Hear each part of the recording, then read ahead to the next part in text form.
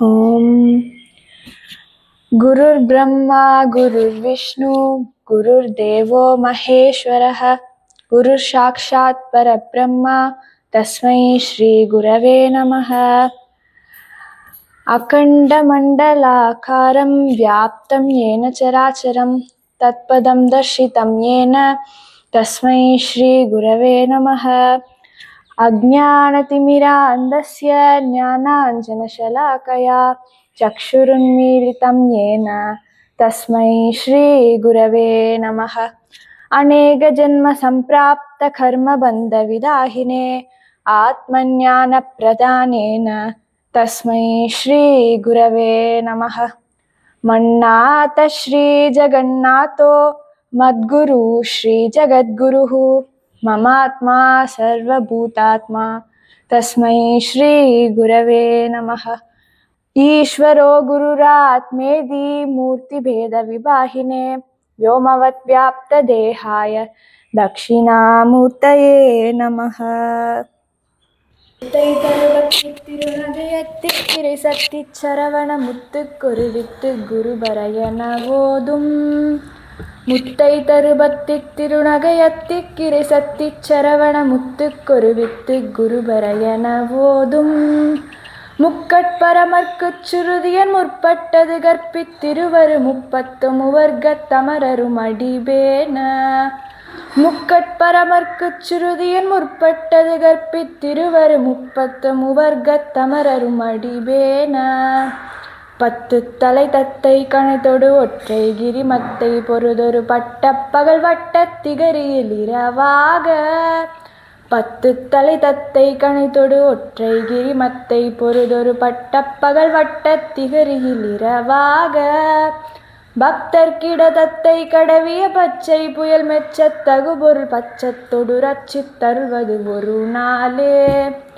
பக்தர்கிட தத்தை கடவிய பச்சை புயல் மெச்சத் தகுபொருள் பச்சத்தொடு ரச்சித் தருள்வது ஒரு நாளே தித்தித்தைய ஒத்த பரிபுர நிறுத்த பதம் வைத்து பைரவி திக்கொட்கணடிக்க கழுகுடு கழுதாட தித்தித்தைய ஒத்த பரிபுர நிறுத்த பதம் வைத்து பைரவி திக்கொட்கணடிக்க கழுகுடு கழுதாட திக்குப்பரி அட்டப்பைரவர் தொக்கு தொகு தொக்கு தொகு தொகு சித்திர பிரபுரிக்கு திரிகடகயன ஓத திக்குப்பரி அட்டப்பைரவர் தொக்கு தொகு தொக்கு தொகு தொகு சித்திர பிரபுரிக்கு திரிகடகயன ஓத கொத்துப்பறை கொட்ட களமிசை குக்கு குகு குக்கு குகு குத்திப்புதை புக்கு பிடியன முது கூகை கொத்துப்பறை கொட்ட களமிசை குக்கு குகு குக்கு குகு குத்திப்புதை புக்கு பிடியன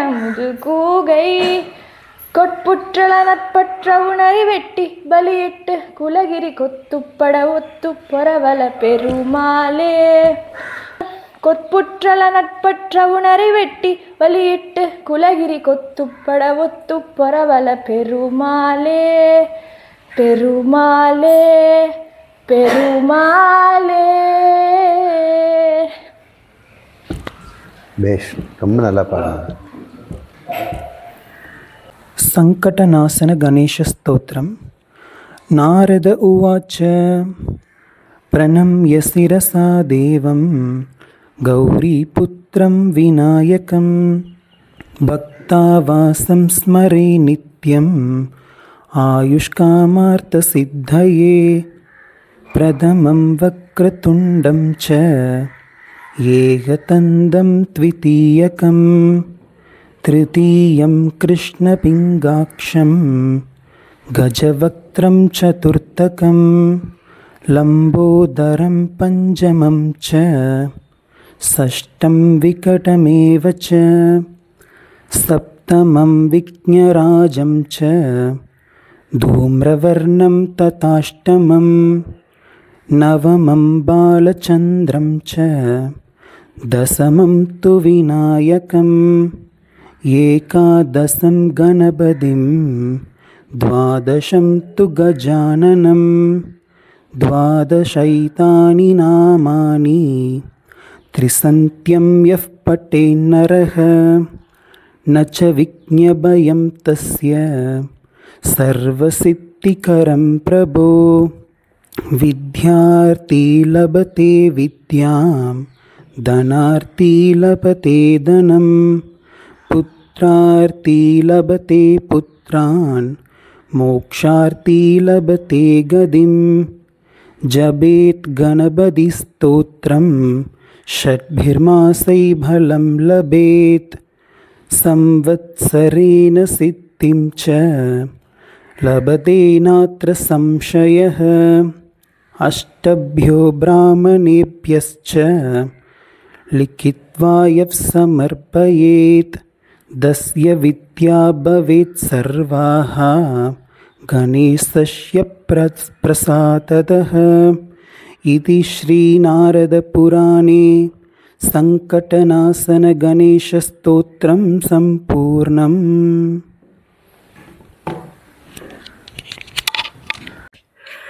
சாமி, என்னோட ஃபர்ஸ்ட் கொஸ்டின் சாமி, நாங்கள் ஞானத்தின் பாதையில் மன தூய்மையுடன் செல்லும் பொழுது கர்வம், அலட்சியம் போன்ற தீய குணங்கள் வருமா? உதாரணத்துக்கு, நாம் எதை அறிய வேண்டுமோ அதையெல்லாம் அறிந்து விட்டோம் என்ற உணர்வு ஒரு கர்வம். அதே மாதிரி உடலின் மீது உள்ள ஒரு அலட்சியம், நோய் வந்தாலும் பிறகு பார்த்து கொள்ளலாம், நாம் தான் பிரம்மம் ஆத்மா என்று ஆகிவிட்டதே என்ற மனப்பான்பு. இந்த மாதிரி ஒரு எக்ஸாம்பிள். இதையெல்லாம் அறிந்து இது போன்ற எண்ணங்கள் வராமல் தவிர்ப்பது எப்படி, தடுப்பது எப்படி, இதை பற்றி கொஞ்சம் சொல்லுங்க.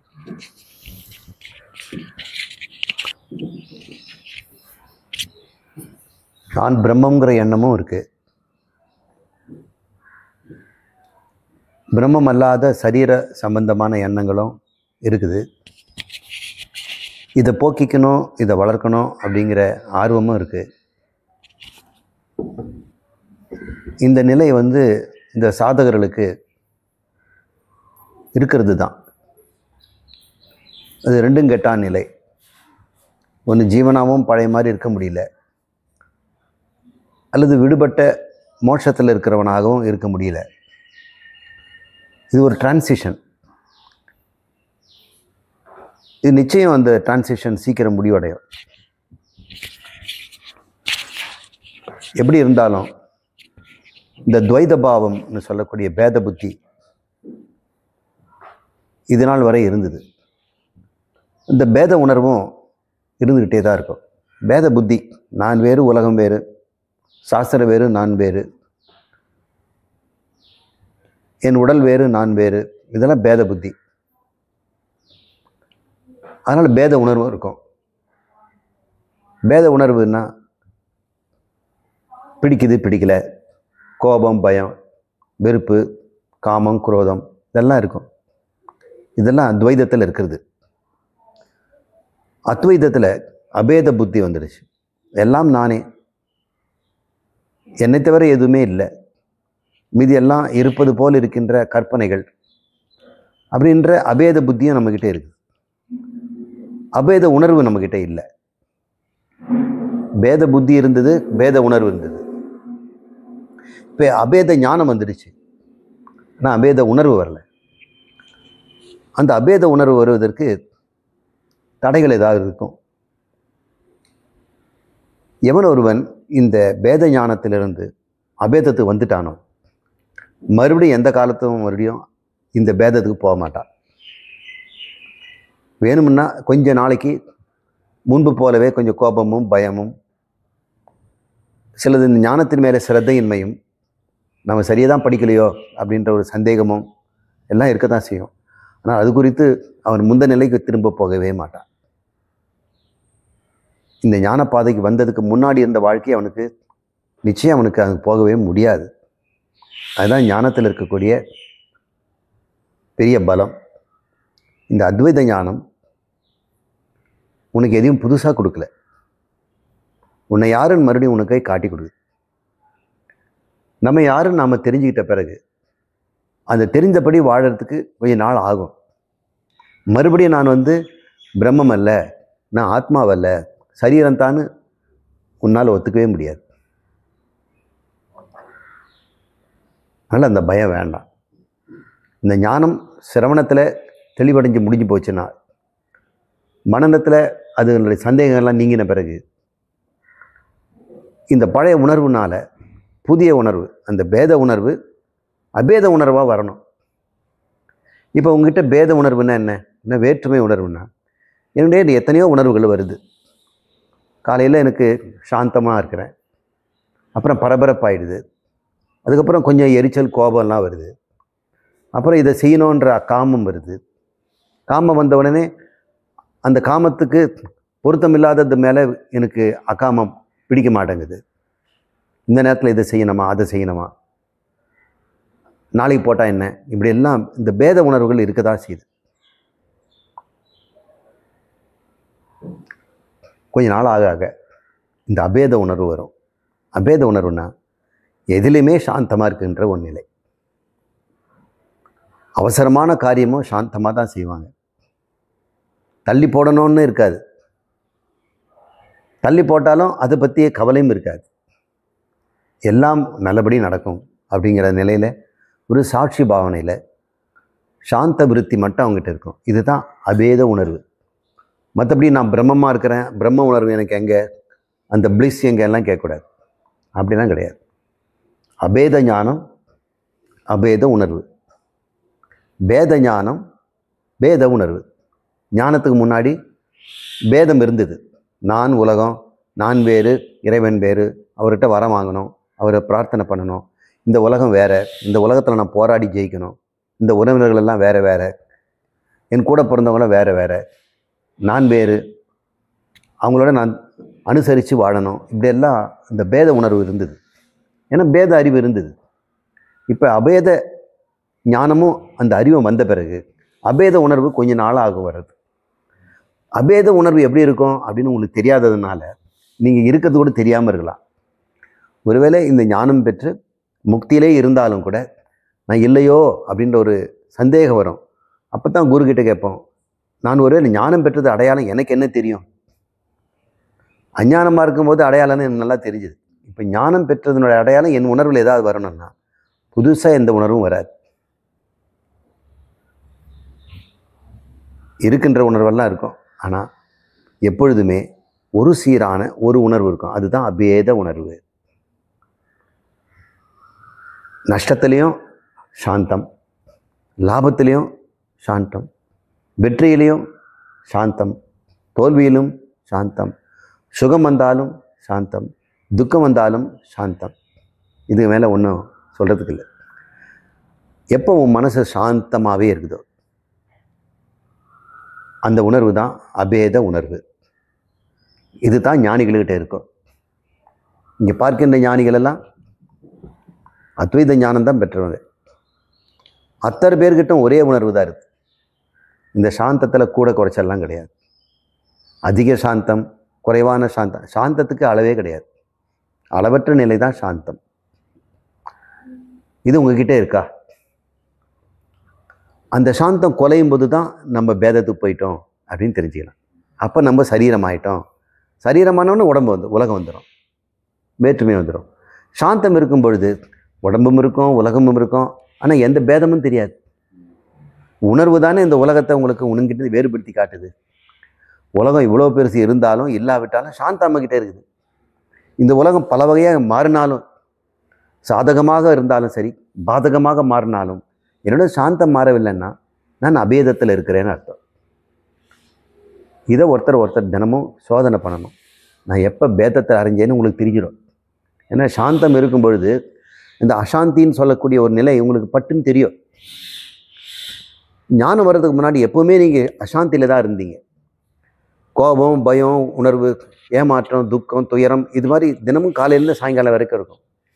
குழந்தைங்கிட்ட பேசிகிட்டு இருக்கும்போதே சந்தோஷம் இருக்கும், சில சமயம் எரிச்சல் வரும், சொன்னபடி கேட்கலைங்கிறோம், மறுபடியும் இப்படி இந்த தடுமாற்றங்களாக இருக்கிறத பார்க்கும்பொழுது உங்களுக்கு சாந்தம் இருக்குதா இல்லையான்னு கூட தெரியாமல் போயிடும்.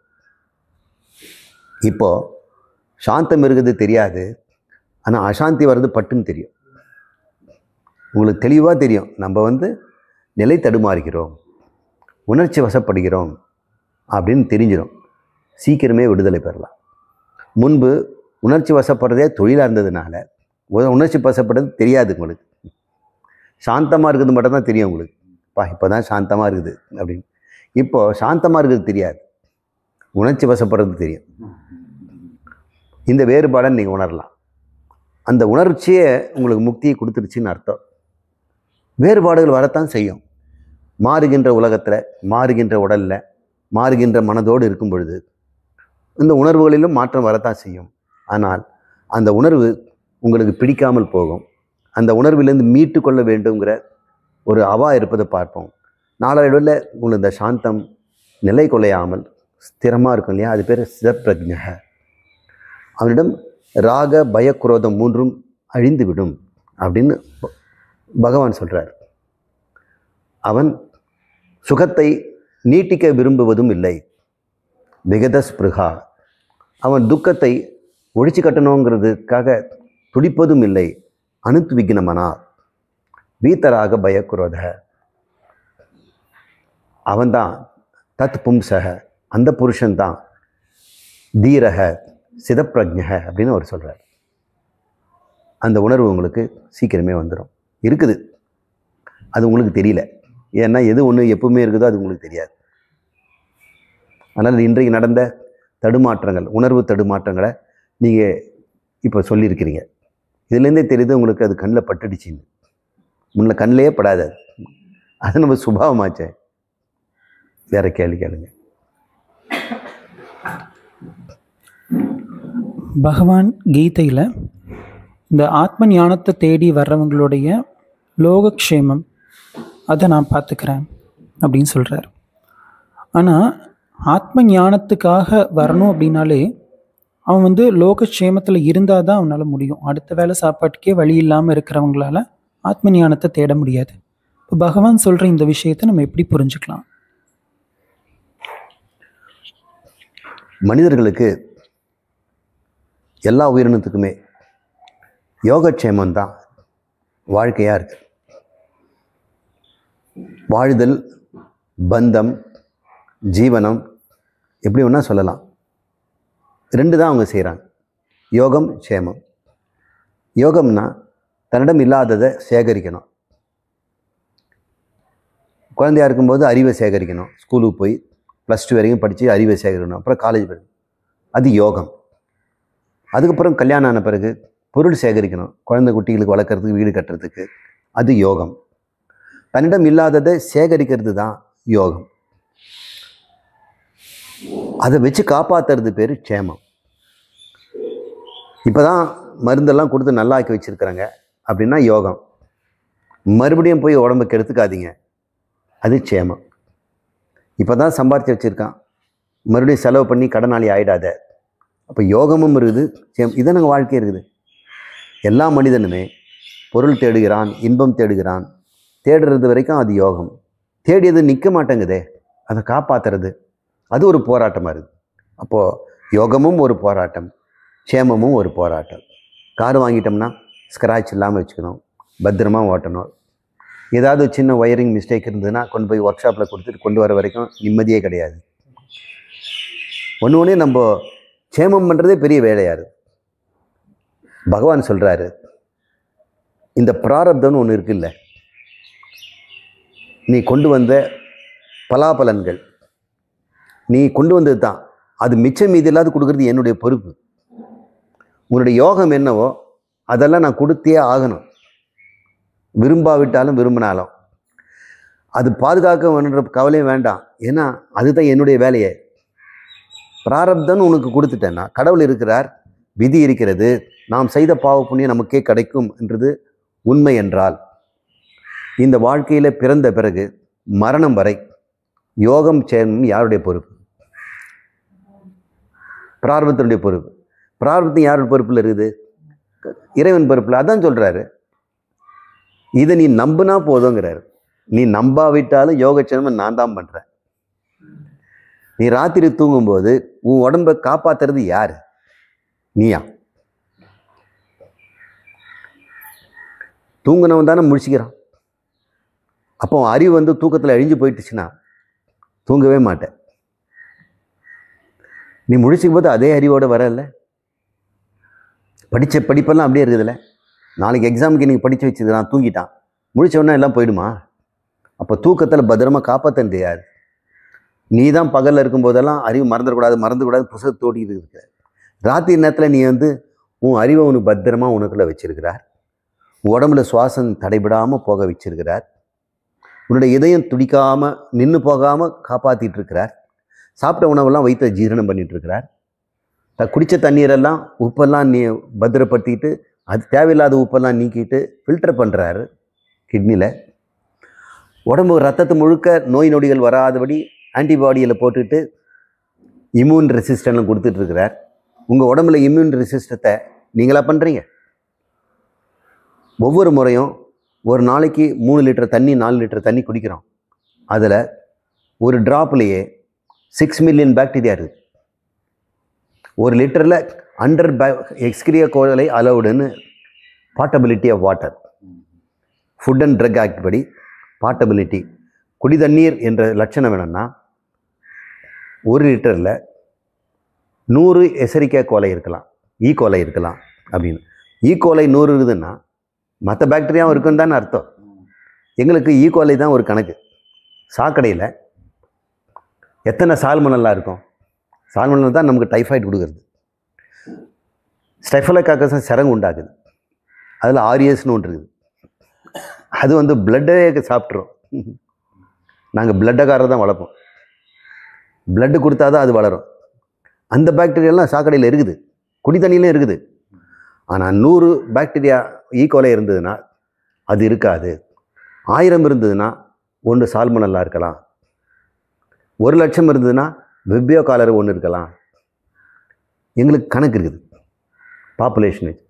அப்படி இருக்கும்போது நம்ம உணவுலேயும் தண்ணிலையும் எந்நேரமும் பாக்டீரியா உடம்புக்குள்ளே போயிட்டு தானே இருக்குது. ஒரு நாளைக்கு எத்தனை லிட்டர் காற்று உள்ளே எடுக்கிறோம்? 5 லிட்டர் தண்ணி 4 லிட்டர் தண்ணி குடிக்கிறது பெரிய விஷயம் இல்லை. காற்று வழியாக எத்தனை லிட்டர் உள்ளே போகுது? இது வரைக்கும் எங்களுக்கு கணக்குப்படி வைரஸினுடைய எண்ணிக்கை எனக்கு என்னன்னு தெரியாது. புதுசாக வைரஸ் இருந்துகிட்டே தான் இருக்குது. நாங்கள் ஒரு ஃபேமிலி தான் போட்டிருக்கோம். Corona family, RNA family, DNA family. Membrane இருக்கிறது, மெம்பரேன் இல்லாதது, ராட் ஷேப்டு, ஸ்பெரிக்கல் ஷேப், இப்படி தான் எங்களுக்கு பேர் வச்சுருக்கோம். அதுக்கு வேறு பேரெல்லாம் கிடையாது. அது வந்து கிருமி. இந்த காற்றுல எத்தனை கோடி வைரஸ் இருக்குதுன்னு உங்களுக்கு தெரியாது. உங்கள் கையில் ஒரு ரேகை இருக்கு இல்லையா?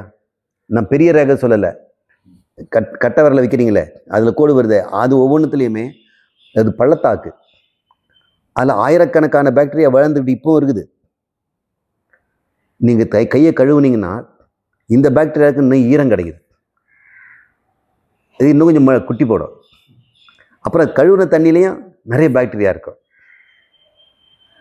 இந்த தரையில் பாக்டீரியா இருக்குது, துணியில் இருக்குது. உடம்பு ஒரு பெரிய கார்டன். நம்ம வயிற்றுக்குள்ள நம்ம உடம்புல இருக்கிறது 37 ட்ரில்லியன் செல்கள். ஆனால் நம்ம வயிற்றுக்குள்ளே இருக்க பாக்டீரியா 39 ட்ரில்லியன்.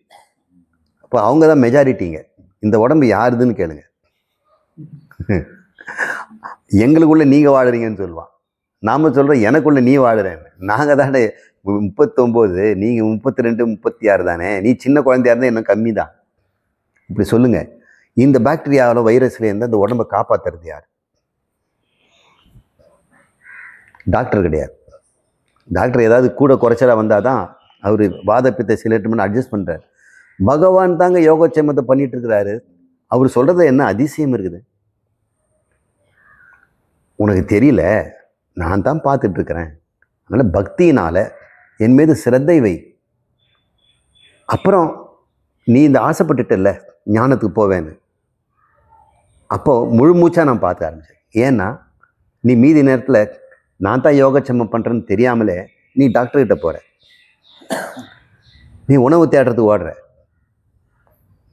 தினமும் குளிக்கிற, பல் தேய்க்கிற, எல்லாம் நீ காப்பாற்றிக்குவ, நான் சம்பாதிப்பேன் அப்படின்னு. பிராரப்த அனுமதிப்பட்டு தான் நான் கொடுக்குறேன். அதுக்கு வேண்டிய வேலையை தான் நீ செய்கிற. அந்த வேலை செய்கிறதுக்கு உடம்பை நான் தான் கொடுத்துருக்குறேன். உன்னை தூங்க வைக்கிறது, எழுப்ப வைக்கிறது, காலையில் போகிறது, அந்த சம்பாதிக்கிறது நீ நினச்சிட்டு இருக்கிற. அந்த சம்பாதித்து உழைச்சது நீ நினைக்கிற. அந்த உழைப்பையும் நான் தான் கொடுத்துருக்குறேன். உங்கள் உடம்பு உழைக்கும்படி செய்வது நான் தான். இப்போ சொல்லுங்கள், இது பேர் பக்தி. இந்த பக்தியில் வந்த பிறகு உனக்கு என்னாச்சு?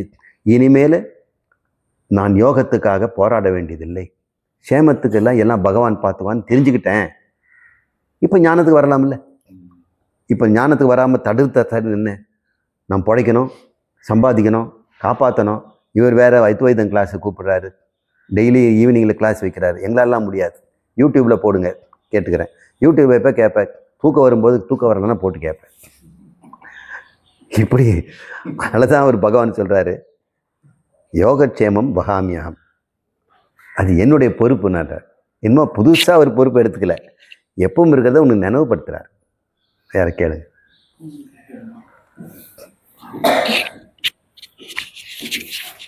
சாமி, நம்ம வழி நடத்துவது நம்முடைய அறிவா மனமா? அறிவு தான் வழி நடத்தணும். மிருகங்களுக்கு மனம்தான் வழி நடத்துது. மனங்கிறத என்னன்னு நீங்கள் புரிஞ்சுக்கிறீங்கன்னா, நம்ம சாஸ்திரப்படி மனங்கிறது உணர்வு, அறிவுங்கிறது உணர்வுக்கு வேறானது. உணர்வின் படி ஒருத்தன் வாழ ஆரம்பிச்சிட்டான்னா, உணர்வு எதை தேடும்? சுகம் தேடும். அப்போ சுகம் எங்கெல்லாம் கிடைக்குமோ அது நல்லதா கெட்டதா கூட பார்க்காது. மிருகங்க அப்படி தான். நிறைய மாடுகளை ஆட்டாப்சியோ அல்லது கசாப் கடையிலோ வெட்டி பார்க்கும்போது வயிற்றில் கிலோ கணக்கில் பாலித்தீன் இருக்குது. அது சுகமாக இருக்குதுன்னு அதை சாப்பிடுங்க. அப்படின்னு நம்ம சொல்கிறோம், அறிவுப்படி நடக்கலையே அப்படின்றோம். உணர்வுப்படி நடக்குது. இப்போ உணர்வுப்படி நம்ம வாழ்ந்தோம்னா, கண் போன போக்கிலே கால் போகலாமா? கண்ணுங்கிறது. அப்புறம் கால் போன போக்கிலே மனம் போகலாமா? போகலாமா? மனிதன் போன பாதையை மறந்து போகலாமா? மனிதன்னா யார்? புத்திமான் தானே. சான்றோர்கள் வழிந்த வழியை விட்டுட்டு கால் போன போக்கில் மனசை இழுத்துட்டு போறியே. இப்போ பகவான் சொல்கிறாரு, இந்த உபனிஷத்துக்கெல்லாம் சொல்லுது, கைவல்ய உபனிஷத்து போன்றதெல்லாம், இந்த சரீரம் ஒரு ரதம், ஒரு தேர். இதுக்கு இழுத்துட்டு போகிறதுக்கு குதிரைங்க இருக்குது, 5 புலன்கள். அந்த புலன்கள் எல்லாம் 5 குதிரைகளை புல்லை தேடி தானே போகும். கண் எங்கே போகும்? அதனுடைய புல் காட்சிக்கு போகும். காது ஒரு குதிரை, அது எங்கேயாவது ஸ்வீட்டாக சவுண்டு கேட்டால் அதுங்க போயிடும். நாக்கு ஒரு குதிரை, அது எங்கே போகும்? சமையல் கட்டுக்கு போகும். இப்படி 5 குதிரையும் ஒரு தேரை இழுத்தா, 5க்கும் விஷயம் வேறு வேறையாக இருந்தால் அந்த தேர் எங்கே போகும்? நினச்சி பாருங்க. அதுதான் உணர்வு வழியாக போனான். இதனால தான் மனுஷன் எங்கே போகிறான்னு தெரியல. பகுலாம் பலவிதமாக போகிறான், பல சாகைகள் இருக்குது. அப்போ மனம்தான் அதை கடிவாளமாக 5த்தையும் பிடிச்சி வச்சிருக்கு. இப்போ மனம் கடிவாளத்தை யார்கிட்ட கொடுத்துருக்குது? ஓட்டுறவன் யார்? டிரைவர், புத்தி. இப்போ அவன் தானே அந்த கடிவாளத்துக்கு பேர் மனம். இந்த மனதை பிடிச்சி வச்சிருக்கோம் புத்தி. இப்போ புத்தி தான் மனங்கிற கடிவாளத்தை பயன்படுத்தி குதிரைகளை ஒரு பக்கமாக கொண்டு போகுது. இந்த புத்தி அந்த கடிவாளத்தை விட்டுடுச்சுன்னா, 5 அந்த கடிவாளங்கன்னு சொல்லக்கூடிய கயிறும் மனம் தானே, 5ம் மனமே 5ஆக போயிடும், 4 பக்கம். அப்போ விஷயங்கள் தான் உலகம், அதுக்கு சாலை, இந்த ரதத்துக்கு சாலை விஷயங்கள். அப்போ நீ குறிப்பிட்ட இலக்கை நீ அடையணும்னா 5 குதிரையும் ஒருத்தன் பிடிச்சிருக்கணும், அவன் இலக்கை அறிந்தவனாக இருக்கணும். அதனால் பகவான் எந்த பகவத்கீதை புக்கிலையும் பார்த்தோம்னா, ஒரு ரதத்தரில் அர்ஜுனன் அவன் தான் எஜமானன், அகங்காரம், அவன் மோட்சம் அடைய வேண்டியவன். புத்தி யார்கிட்ட கொடுத்துருக்குறான்? கிருஷ்ணன்கிட்ட கொடுத்துருக்குறான். கிருஷ்ணனை கொண்டாந்து புத்தியில் உட்கார வச்சிட்டின்னா அகங்காரம் நேராக முக்தி அடையும். வேறு யார்கிட்டயா கொடுத்துட்டோம்னா அவன் எங்கே இஷ்டப்பட்டானோ அங்கே போவான். எஜமானன் சொல்கிறான், எங்கே போகலாங்க அப்படின்னு புத்தி கேட்குது. எங்கே சுகமாக இருக்குதோ அங்கே போ அப்படின்னு சொல்லிட்டான். அப்போ புத்தி என்ன பண்ணும்? கார் எடுத்துகிட்டு இப்போ எங்கே போகும்? எஜமானன் ஆஃபீஸ் போக சொல்கிறார். இவன் இறங்கிட்டு அவங்க வீட்டுக்கு போய் டிஃபன் சாப்பிட்டுட்டு, அங்கே வேறு ஏதாவது மதுபான கடையில் போய் அதை சாப்பிட்டுட்டு அப்படி தானே போவான். அப்போ புத்தி தான் வழி நடத்தணும். அந்த புத்தியும் கிருஷ்ணனாக இருக்கணும். அந்த புத்தியும் மனசுக்கு பக்கம் போச்சுன்னா அது பேர் மோகம். அறிவுப்படி தான் வாழணும். சில பேர் சொல்லுவாங்க உணர்வுப்படி வாழணும், கட் ஃபீலிங், உணர்வு சொல்வதை கேள், இதயம் சொல்வதை கேள் அப்படிங்கிறாங்க. அறிவு சொல்வதை கேட்காது. வள்ளுவர் கூட இப்படி தான் சொல்கிறார். இந்த உணர்வு வளையம், அது வீணை மாதிரி, அது நாதம் கொடுக்கும். அறிவு கூர்மையான அம்பு, அது கொல்லும். ஆனால் நீ எப்படி வாழணுங்கிறார். உணர்வின்படியும் வாழணும், புத்தியின்படியும் வாழணும். இந்த அறிவும் உணர்வும் நமக்கு சமமாக இருக்கணும். உணர்வின்படியும் அறிவின்படியும் வாழணும். வெறும் அறிவின்படி வாழ்ந்தோம்னா அது வரட்டு வாழ்க்கையாக போயிடும். நேர்மைன்னுவான், இறக்கமே இருக்காது. உணர்வுப்படி வாழ்வேன், உணர்வுன்னு சொல்லுவான், அன்புன்னுவான், வாழ தெரியாமல் செத்து போவான், அறிவு இல்லாமல் போயிடுவான். அன்னையிடம் நீ அன்பை வாங்கலாம், தந்தையிடம் நீ அறிவை வாங்கலாம், இரண்டும் இருந்தால் பேரை வாங்கலாம். அப்போது ரெண்டும் வேணும். நமக்கு பாடலில் சொல்லியிருக்காங்க, ரெண்டு தராசு தட்டு மாதிரி, உணர்வும் அறிவும். உணர்வு அதிகமாக இருக்கிறவன்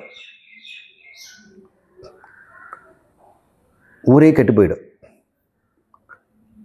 இந்த மாரியாத்தா வந்துடுச்சு அப்படின்னு கட்டி அழுகிறாங்க, குழந்தைய தூக்கிட்டு போகிறாங்க.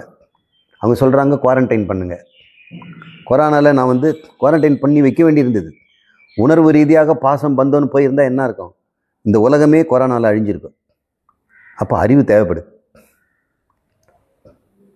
அறிவு மட்டுமே இருந்தால் என்ன ஆகும், இந்த உலகத்தில் அன்பு கருணை இல்லையா போய்டும். ரெண்டுமே நமக்கு வேணும். ஆனால் வாழ்க்கையை வழிநடத்துறது எப்பவுமே அன்பின் வழியாக அறிவு செயல்படணும். அன்புங்கிற உணர்வு தான் நமக்கு வழிகாட்டுதல்.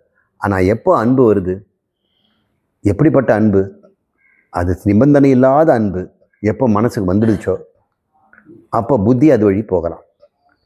அதுவரை இந்த புத்தி வழியில் தான் அன்பு செல்லணும், அந்த மனம் ஈடுபடணும். எவன் ஒருவன் இந்த புத்தியில் இந்த ஆத்ம ஞானத்தை பெற்றுவிட்டானோ அப்புறம் அவனுக்கு மனசு புத்தின்னு ரெண்டு கிடையாது. அவன் உணர்வு பிரம்மம் ஆயிடுச்சு, அறிவும் பிரம்மம் ஆயிடுச்சு. உணர்வும் சாந்தம் ஆயிடுச்சு, அறிவுக்கும் இனிமேல் எதுவும் அறிந்து கொள்ள வேண்டான்னு சாந்தம் அடைஞ்சிடுச்சு. அப்போ சமயத்தில் வாழ்க்கையே உங்களுக்கு இல்லை, நீங்கள் பிரம்மமாக இருக்கிறீங்க. அது வரைக்கும் அறிவும் உணர்வை நம்ம சமதளத்தில் வச்சு பயன்படுத்தணும். இந்த அறிவோடு வாழ்வது தான் வாழ்க்கை. அதுதான் கர்மயோகம் அப்படின்னு, அது கர்மயோகத்தை புத்தி யோகம்னு பேர் வச்சிருக்கிறார். கர்மிகள் எல்லாம் உணர்வில் தான் வாழ்கிறார்கள். புஷ்பிதாம் வாச்சம் அப்படின்னு சொல்கிறார். வேத ராகங்கள், இந்த வேதம் சொல்லக்கூடிய யஜ்ஞங்கள்லாம் செய்து உலகத்தில் பொருள் ஈட்டணும், செல்வம் ஈட்டணும், நீண்ட காலம் வாழணும், பிள்ளைகள் நிறைய பெற்றுக்கணும்னு அப்படி அது ரொம்ப இனிமையாக இருக்குதுடா. ஆனால் புத்தி யோகம்னு ஒன்று சொல்லித்தரேன் அப்படின்னு சொல்கிறார். புத்தியின்படி வாழணும், அது விவசாய ஆத்மிகா புத்தி அப்படிங்கிறார். எப்படி வாழணும்? விவசாயாத்மிகா புத்தி, நிச்சயம் செய்யப்பட்ட புத்தி. விவசாயாத்மிகம்னா நிச்சயம் செய்யப்பட்டது, இதுதான் குறிக்கோள், இதை தான் அடையணும், இதுதான் புருஷார்த்தனம் என்று நிச்சயம் செய்து விட்டான் பாருங்க. அந்த புத்தி தான் கர்மயோகம்ங்கிறார். இப்போ தெளிவாக பகவானே சொல்கிறாரு, புத்தியின்படி தான் வாழணும், தெளிவான புத்தியின்படி வாழணும், நிச்சயாத்மிக புத்தியில் வாழணும், விவசாயாத்மிக புத்தியில் வாழணும். கௌசலம்ங்கிறார். யோகம் கௌசலம் உச்சதே. இந்த புத்தி எப்பொழுது விசாரி தீர்மானம் பண்ணி அடைந்ததோ அது கௌசலம்ங்கிறார். இந்த கௌசலமான புத்தி தான் கர்மயோகம்ங்கிறார். அதுதான் தார்மீக வாழ்க்கைங்கிறார். சார் கேள்வி சரவணன் கரூர்லேருந்து இப்போ கேட்டிருக்காங்க சார்.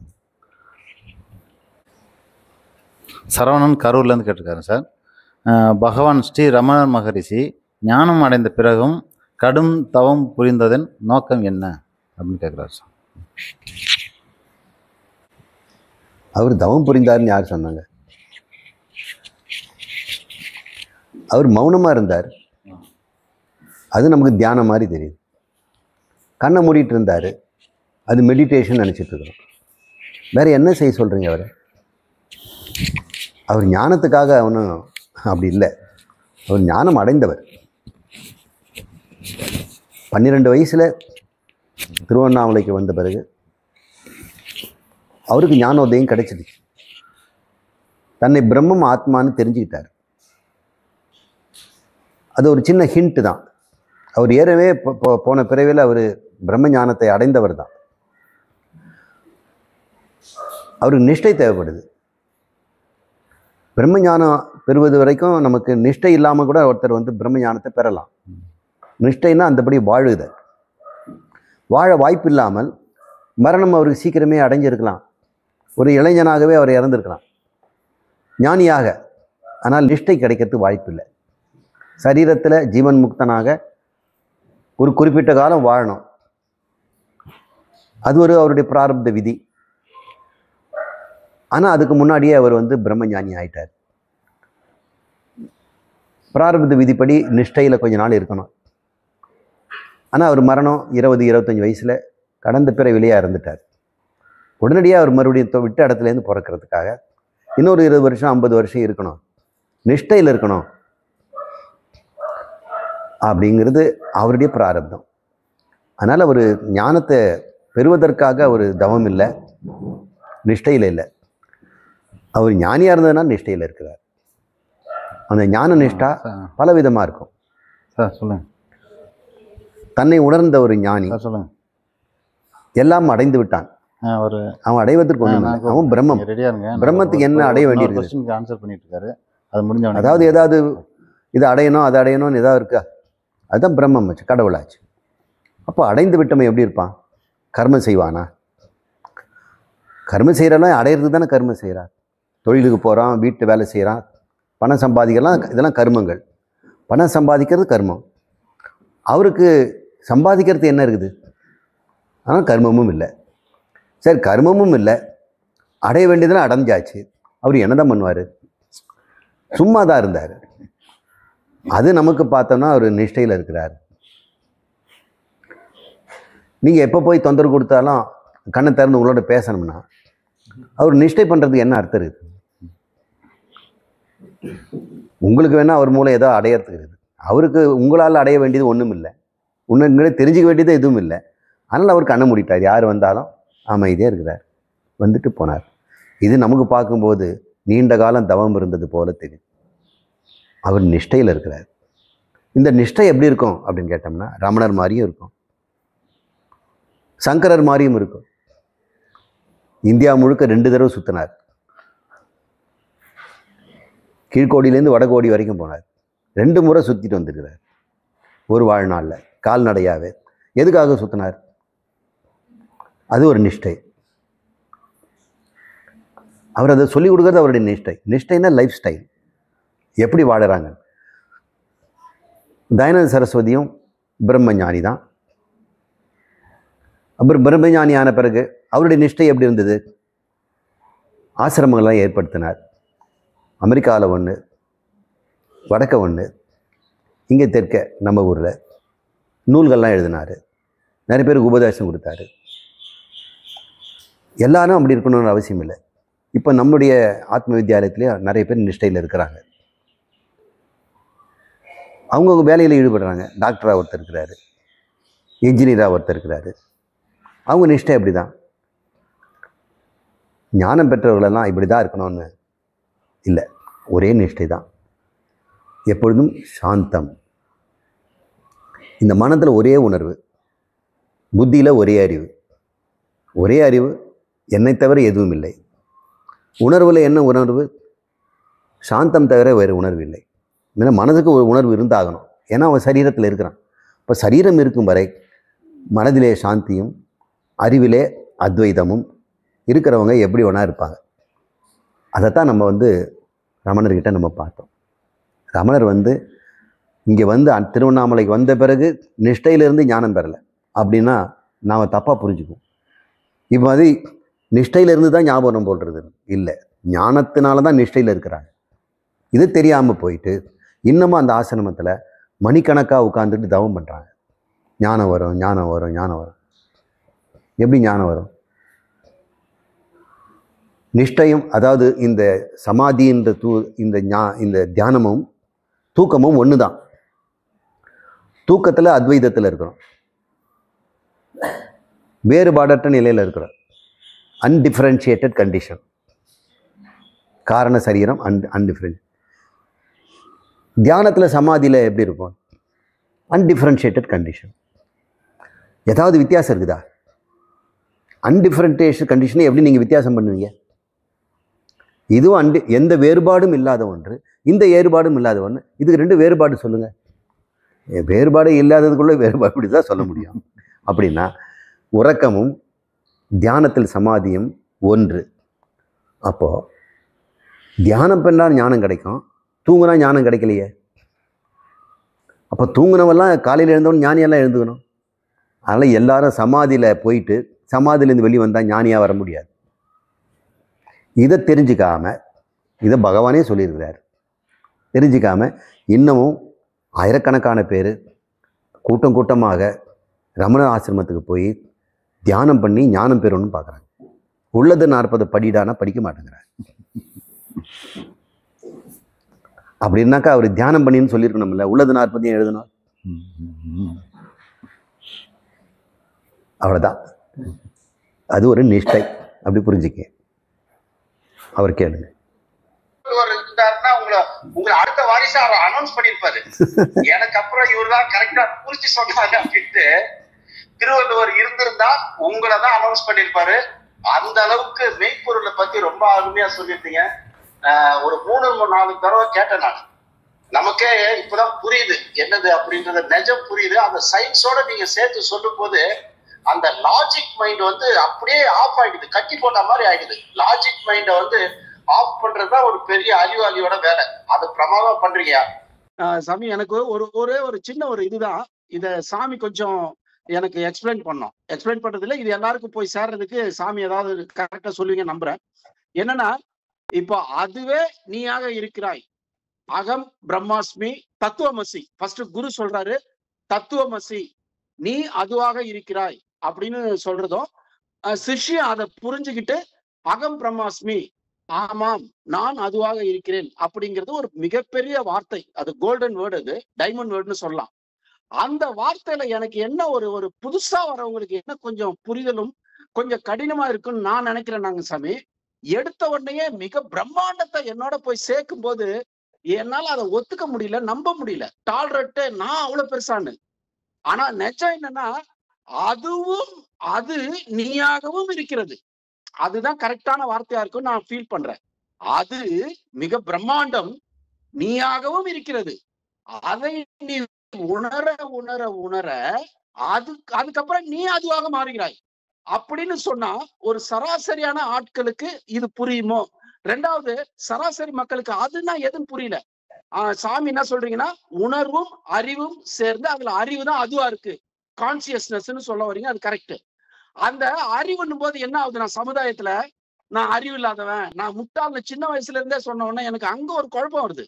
அதனால அறிவுன்னு சொல்லாம அத ஒரு சக்தின்னு சொன்னா இன்னும் கொஞ்சம் எங்களை மாதிரி பாமரர்களுக்கு அது ஓ சக்தியா, நான் சக்தியா அப்படின்னு இன்னும் கொஞ்சம் புரியறதுக்கு கொஞ்சம் வசதியா இருக்குமோ அப்படிங்கிறது என்னுடைய ஒரு, நான் எல்லார்கிட்டையும் பேசுனதுல எனக்கு கிடைச்ச ஒரு உள் உணர்வு இது. இத சாமி எப்படி இதை கரெக்டா எல்லாருக்கும் போய் சேர்ற மாதிரி, அதுதான் நீயாக இருக்கிறாய், உணர உணர அதுவாகவே மாறுகிறாய் அப்படிங்கிறத சாமி ஒரு விளக்கமா சொன்னீங்கன்னா எல்லாருக்கும் நான் போய் சேரும் நம்புறேங்க சாமி. ரொம்ப நன்றி சாமி. உங்களுடைய சேவை தமிழக மக்களுக்கு, உங்களெல்லாம் கூப்பிட்டு கவர்மெண்ட் பாராட்டணும், உங்களதான் முக்கியமான இடங்கள்ல கொண்டு போய் வைக்கணும். நடக்கும் சாமி, நிச்சயமா நடக்கும் சாமி. வாழ்த்துக்கள் சாமி. இந்த வனம் அப்படின்னா காடு, ஒரு பெரிய காடு, முதுமலை காடோ அல்லது சைலண்ட் வேலி சொல்லக்கூடியதோ, சபரிமலையில் நீங்கள் பார்க்குற காடோ நீங்கள் போய் பாருங்கள். கண்ணு கெட்டதில் இருண்டது வனம். அந்த வனத்தை நம்ம பரமேஸ்வரன் அப்படின்னு பேர் வைப்போம். அதில் எத்தனை மரங்கள் இருக்குதுன்னா பல கோடி மரங்கள் இருக்கு. அந்த ஒவ்வொரு மரமும் ஜீவன்னு சொல்லுவோம் நாமெல்லாம்.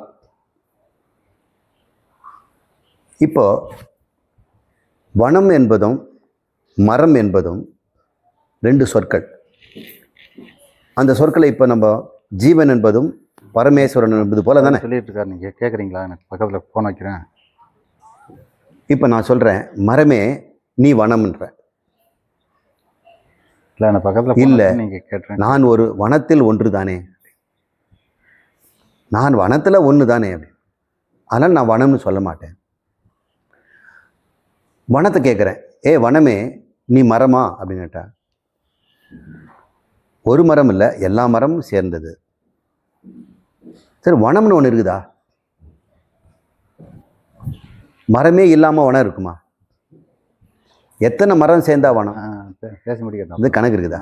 வீடியோவில் கேட்டுக்கோங்க. Okay okay. இப்போ வனம்ங்கிறதும் மரங்கிறதும் நம்ம பார்க்குற விதம் தான். அப்போ மரத்தை நோக்கி நீ வனம் என்று சொன்னால் என்ன தப்பு? வனம்ங்கிறது நீ நினைக்கிற பெரிய காட்டில் என்ன படைச்ச காடு, அதுக்குள்ளே நான் வாழ்கிறேன் அப்படின்னு நினைக்கிறேன். ஆனால் அந்த காடே உன்னை நம்பி இருக்குது. இப்படி ஒவ்வொரு மரமும் நினச்சி பார்க்கணும். இத்தனை மரம் சேர்ந்து தான் நான் இருக்கிறேன்னு நினைக்கக்கூடாது. நீ இருந்தால் தான் அவங்களும் இருக்க முடியும். அவங்களும் இதே தான் சொல்கிறாங்க. ஒவ்வொரு மரமும் மற்ற மரங்களாக இருந்தால்தான் நான் இருக்க முடியும், இந்த மரங்கள்லாம் சேர்ந்த வனம் இருந்தால்தான் நான் இருக்க முடியும் அப்படி நினைக்கிறாங்க. அதுதான் மனிதனுடைய இயல்பான வாழ்க்கை. ஒரு உண்மையை அவன் தெரிஞ்சுக்கிறான். என்ன தெரியுங்களா? வனம் என்பதும் மரம் என்பதும் அளவு பொறுத்து வித்தியாசம்தான். இந்த வனம்ங்கிறத சூழ்ந்திருக்கிறது ஒரு ஆகாயம் இருக்கு இல்லையா? இந்த வனம் காடைய ஆகாயம் சூழ்ந்திருக்குது இல்லை? ஒரு மரத்தை சூழ்ந்தும் ஆகாயம் இருக்குது இல்லை? ஒவ்வொரு மரத்தை சூழ்ந்த ஒரு ஆகாயம் இருக்கும். இப்போ எத்தனை ஆகாயம் இருக்குது? இப்போ மரத்துக்கு ஒரு ஆகாயம்னு சொன்னால் அது அபத்தம். வனத்துக்கு ஒரு ஆகாயம், மரத்துக்கு ஒரு ஆகாயம் கிடையாது. ஆகாயம் எடுத்துக்கிட்டோம்னா ஒன்று தான். மரம்னு எடுத்துட்டாக்க அது உள்ளே இருக்கிறது எடுத்தால் வனம் வேற, மரம் வேற. இந்த வித்தியாசம் புரிஞ்சுங்க. இப்போ நாம் சொல்கிறோம், தத் என்று சொன்னால் மகேஸ்வரன், பரமேஸ்வரன். அவர் யார்? எல்லா ஜீவர்களும் சேர்ந்தவர் அவர். அப்படி யாராவது தனியாக இந்த கூட்டத்திலே ஒருத்தர் இருப்பாரா? இப்போ நீங்கள் வனத்துக்குள்ளே ஒரு மரம் நான் தான் வனம்னு சொல்லுமா? வனம்னாலே மர கூட்டங்கள் தானே அர்த்தம். அப்போ தனி மரம் தானே வனம்னு சொல்ல முடியாது. அது மாதிரி பார்க்கும் பொழுது பரமேஸ்வரன் ஒருத்தர் யாருமே கிடையாது. எல்லா ஜீவனும் சேர்ந்தவர் தான். அது தெரிகிற வரைக்கும் பரமேஸ்வரர் ஒருத்தர் இருக்கிறாரு, காடு ஒன்று இருக்குது, அதில் நான் வசிக்கிறேன் அப்படின்னு நம்ம சொல்லலாம். ஆனால் சுத்தமான ஞானம் வந்த பிறகு வனம் என்பதும் ஒரு கற்பனை, அதில் மரம் ஒன்று தனியாக இருக்குதுங்கிறதும் ஒரு கற்பனை.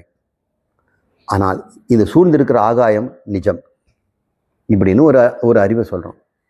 இப்போ நம்ம நண்பர் பிரவீன் காந்தி டைரக்டர் இந்த பொதுமக்கள்கிட்ட அறிவு உணர்வு அப்படின்னு சொல்லும்பொழுது இந்த அறிவாக இருப்பது கடவுள் தான் அப்படின்னு சொன்னால் அவங்களுக்கு எடுபட மாட்டேங்குது. எப்படி கடவுள் இந்த பேர் வனம் எப்படி நானாக இருக்க முடியும்? என்னுடைய அளவு சின்னது, வனமோ பெருசு, நான் எப்படி இருந்தாலும் வனமாக மாற முடியாது அப்படின்னு அது ஒரு கழிவிறக்கத்தில் சொல்லுது. இல்லை, அவர் நம்பர் சொல்கிறாரு, இந்த மக்களுக்கு சக்தின்னா பிடிக்கும், சக்தி வேணும்னு தான் ஆசைப்படுறாங்க. எல்லாருக்கும் நம்மக்கிட்ட இருக்க சக்தி அல்ப சக்தி. ஒரு தலைவனாகி நாட்டை ஆள்ற சக்தி எனக்கு வேணும். ஒரு ஸ்டேஷன் என் கண்ட்ரோலில் இருந்து இருக்கக்கூடிய ஒரு இன்ஸ்பெக்டராக இருக்கணும் ஒரு 5 ஸ்டேஷனுக்கு. அல்லது இந்த நிறைய லாயரெல்லாம் ஆட்டி படைக்கிற இவர் நீதிபதியாக இருக்கணும் அப்படின்னு சக்திக்கு தான் எல்லாரும் கேட்குறாங்க. சின்ன குடும்பத்திலேயே கூட உனக்கு சக்தி அதிகமாக எனக்கு சக்தி அதிகமானு தான் எல்லாரும் போட்டி போடுறாங்க. கல்லூரியில், வேலை செய்கிற இடத்துல, நாட்டு நடப்பில், உலகத்தில் சக்தி போராட்டத்தை தான் பார்க்குறோம். எல்லாரும் வேண்டுவது சக்தி தான். அப்போ நீங்கள் அறிவுங்கிறத சக்தின்னு பேர் வைங்க, எல்லாரும் உங்களுக்கு புரிஞ்சுக்குவாங்க அப்படின்னு அவர் சொல்கிறார். ஒரு பேர் தான் மாத்துறார். சர்வ சக்தியாக இருக்கின்ற அந்த பரமாத்மாவும் அல்ப சக்தியாக இருக்கின்ற நீயும் ஒன்று அப்படின்னு சொன்னோம்னா அது கொஞ்சம் அவங்களுக்கு சந்தோஷமாக இருக்கும். நம்ம பரம்பொருடைய சக்தியை பெற்றவர்களாக வாழ்கிறோம், என்னிடம் எல்லா சக்தியும் இருக்கிறது அப்படின்னு தாராளமாக அவர் அதை எடுத்துக்கொள்ளலாம். சக்தின்னு அது போட்டாலும் ஒன்றும் பிரச்சனையும் இல்லை. ஏன்னா சக்திங்கிறதும் ஒரு வகையான பேர் தானே. இப்போ பரமேஸ்வரன்ற பேர் கெடுக்கிறதுக்கே அவருடைய சக்தி தான். அது பேர் மாயாசக்தின்னு பேர். மாயாசக்தி இருக்கிறதுனால தான் கடவுளுக்கு இப்பேற்பட்ட இந்த சிருஷ்டி சிதி லயமெல்லாம் செய்து நம்மளெல்லாம் உண்டாக்குகிற சக்தியெல்லாம் அவருக்கு கிடைக்குது. அப்போ உண்மையிலே அவரை சக்திமான் அப்படின்னு தான் சொல்லணும். அப்போ நீ அதுவாக ஆகிறாய்னா நீ சக்திமான் ஆகிறாய். அல்ப சக்தியிலேருந்து சர்வசக்திக்கு போகிறாய். அப்படி சொன்னால் இன்னும் கொஞ்சம் ப்ளசண்ட்டாக இருக்குது, இன்னும் கொஞ்சம் இனிமையாக இருக்குது, நமக்கு ரொம்ப ஆர்வமாக இருக்குது அப்படின்னு சொல்கிறார். அப்படியே ஆகட்டும். அவர் சொல்கிறதையும் நான் ஏற்றுக்கிறேன். சொல்லில் நம்ம வந்து சண்டை போட வேண்டாம். நம்மளுக்கு கிடைக்கிற லாபத்தில் பார்ப்போம். இந்த சொல்லால் கிடைக்கிற லாபத்தை விட இந்த சொல்லால் கிடைக்கிற லாபம் அதிகமாக இருக்குதுன்னா அந்த சொல்லையே நம்ம பயன்படுத்தலாம். லாபம் ஒன்று தான். நீங்கள் சர்வசக்தி அடைய பார்க்குறீங்க, நீங்கள் ஏற்கனவே சர்வசக்தி உடையவர் தான் அப்படின்னு காட்டி கொடுக்கணும். எப்போ இந்த சரீரத்திலேருந்து சர்வசக்தியை நீ அடைய முடியுமா? ஒரு துணியோடு உடம்புல வச்சுட்டு பகவானுடைய சர்வசக்தி உனக்கு வந்துடுமா அப்படின்னு ஒரு விரல் நான் கொடுத்துட்டேன்னு வைங்க, இந்த பகவானையும் தூக்கி போட்டுருவீங்க. அகங்காரம் வந்து நான் இன்னொரு பிரபஞ்சத்தை படைக்கிறேன்னு போயிடுவீங்க. அப்படி தான் இந்த திரிசங்குங்கிறவன் ஒரு முனிவர்கிட்ட போயிட்டு, இன்னும் பகவான் சொர்க்கம் படைக்கிறதுன்னு நானே ஒன்று படைச்சி கொடுக்குறேன் அப்படின்ட்டா. இந்த சிறு சங்குக்கு இந்த சர்வசக்தி இருக்கக்கூடிய இவர்கிட்ட போட்டால் நமக்கு சர்வசக்தி கிடைக்கும் அப்படின்னு அவரை போய் நந்தன் அவர் தன் சக்தியை காட்டுறார். இறைவன் என்ன சொர்க்கம் படைக்கிறது, நான் உனக்கு சொர்க்கம் படைச்சி கொடுக்குறேன், உனக்கு உடம்போட சொர்க்கத்தில் இருக்கணும்னு தான் நான் ஆசைப்பட்றேன். எல்லாரும் உடம்பை கீழே போட்டுட்டு சொர்க்கத்துக்கு போய் வேறு உடம்புல இருக்கிறாங்க, நீ மனித உடம்புலையே நீ அங்கே இரு அப்படின்னு சொல்கிறார். உண்மையில் சொல்லப்போனால் சொர்க்கத்திலே மனித உடம்புல தான் இருக்கணும். அவனுடைய மனசில் என்ன இருக்குதோ அதுதான் அங்கே உடம்பா இருக்குது. அப்படி ஒரு திரிசங்குக்கு ஒரு சொர்க்கத்தை கொடுத்து அவன் இங்கே பூமியிலே இருக்க முடியாமல் சொர்க்கத்துலேயும் போக முடியாமல் சரீரத்தோட அந்தரிக்ஷத்தில் தொங்கிக்கிட்டு இருந்தான் அப்படின்னு நான் சொல்கிறாங்க. இப்போ நம்மக்கிட்ட சர்வஜனாக இருக்கணும் அப்படின்னாலும் கொஞ்சம் பரவாயில்ல, சர்வசக்தி வந்துடுச்சுன்னா ஒவ்வொருத்தனுக்கும் அகங்காரம் பெருசு வளர்ந்துடும். அதுதான் வேதமும் ஞானிகளும் சக்தியை வந்து கொடுக்கறதா சொல்கிறது இல்லை. இந்த பிரம்ம நிலைங்கிறது ஞானத்தால் சர்வமும் நானே, இங்கே வனமும் நானே, மரமும் நானே, நான் ஆகாயம்.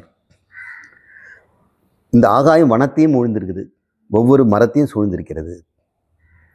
ஆகாயம் இருப்பதனால் நான் வனம், ஆகாயம் இருப்பதனால் என்னால் சரீரமாகவும் ஒரு மரமாகவும் இருக்க முடியும். அதனால் பிரம்மம் ஜீவனாக இருக்க முடிகிறது அப்படின்னு அவர் சொல்கிறார். ஈஸ்வரன் புரிஞ்சுக்கிற விஷயத்தில் தான் வேறு மாதிரி அவருக்கு அது ப்ளசண்ட்டாக இருக்குது, அதுக்கு ஒரு பயன் தருதுன்னா தாராளமாக பிரவீன் காந்தி போன்றவங்கலாம் அதே போக்கில் அது புரிஞ்சுக்கலாம், எந்த ஒரு தவறும் இல்லை. இதில் என்ன ஒரு ஆபத்து வரும்னா, ஒருவன் இந்த ஞானம் பெற்றால் சர்வசக்தி வந்துடும்னு சொல்லி அதுக்காக வந்து படிக்க வருவாள். அது மோட்சம் இருக்காது, மறுபடியும் ஒரு பந்தத்தை ஏற்படுத்திடும். நான் சக்தி உடையங்கிற ஒரு பந்தம் உண்டாயிடும். அப்போ அந்த சக்தியை பயன்படுத்துவதற்கு வாய்ப்பு கிடைக்குமான்னு பார்க்க ஆரம்பிச்சிட்டோம். அது ஆபத்தாயிடுங்கிறதுனால அந்த வார்த்தையை நம்ம சம்பிரதாயத்தில் பயன்படுத்துறது இல்லை. ஒரு சில பேருக்கு இப்படி சொல்வதில் ஒரு பயன் இருக்குதுன்னா அதில் எனக்கு மாற்று கருத்து இல்லை. தாராளமாக அதையும் நான் அங்கீகரிக்கிறேன்.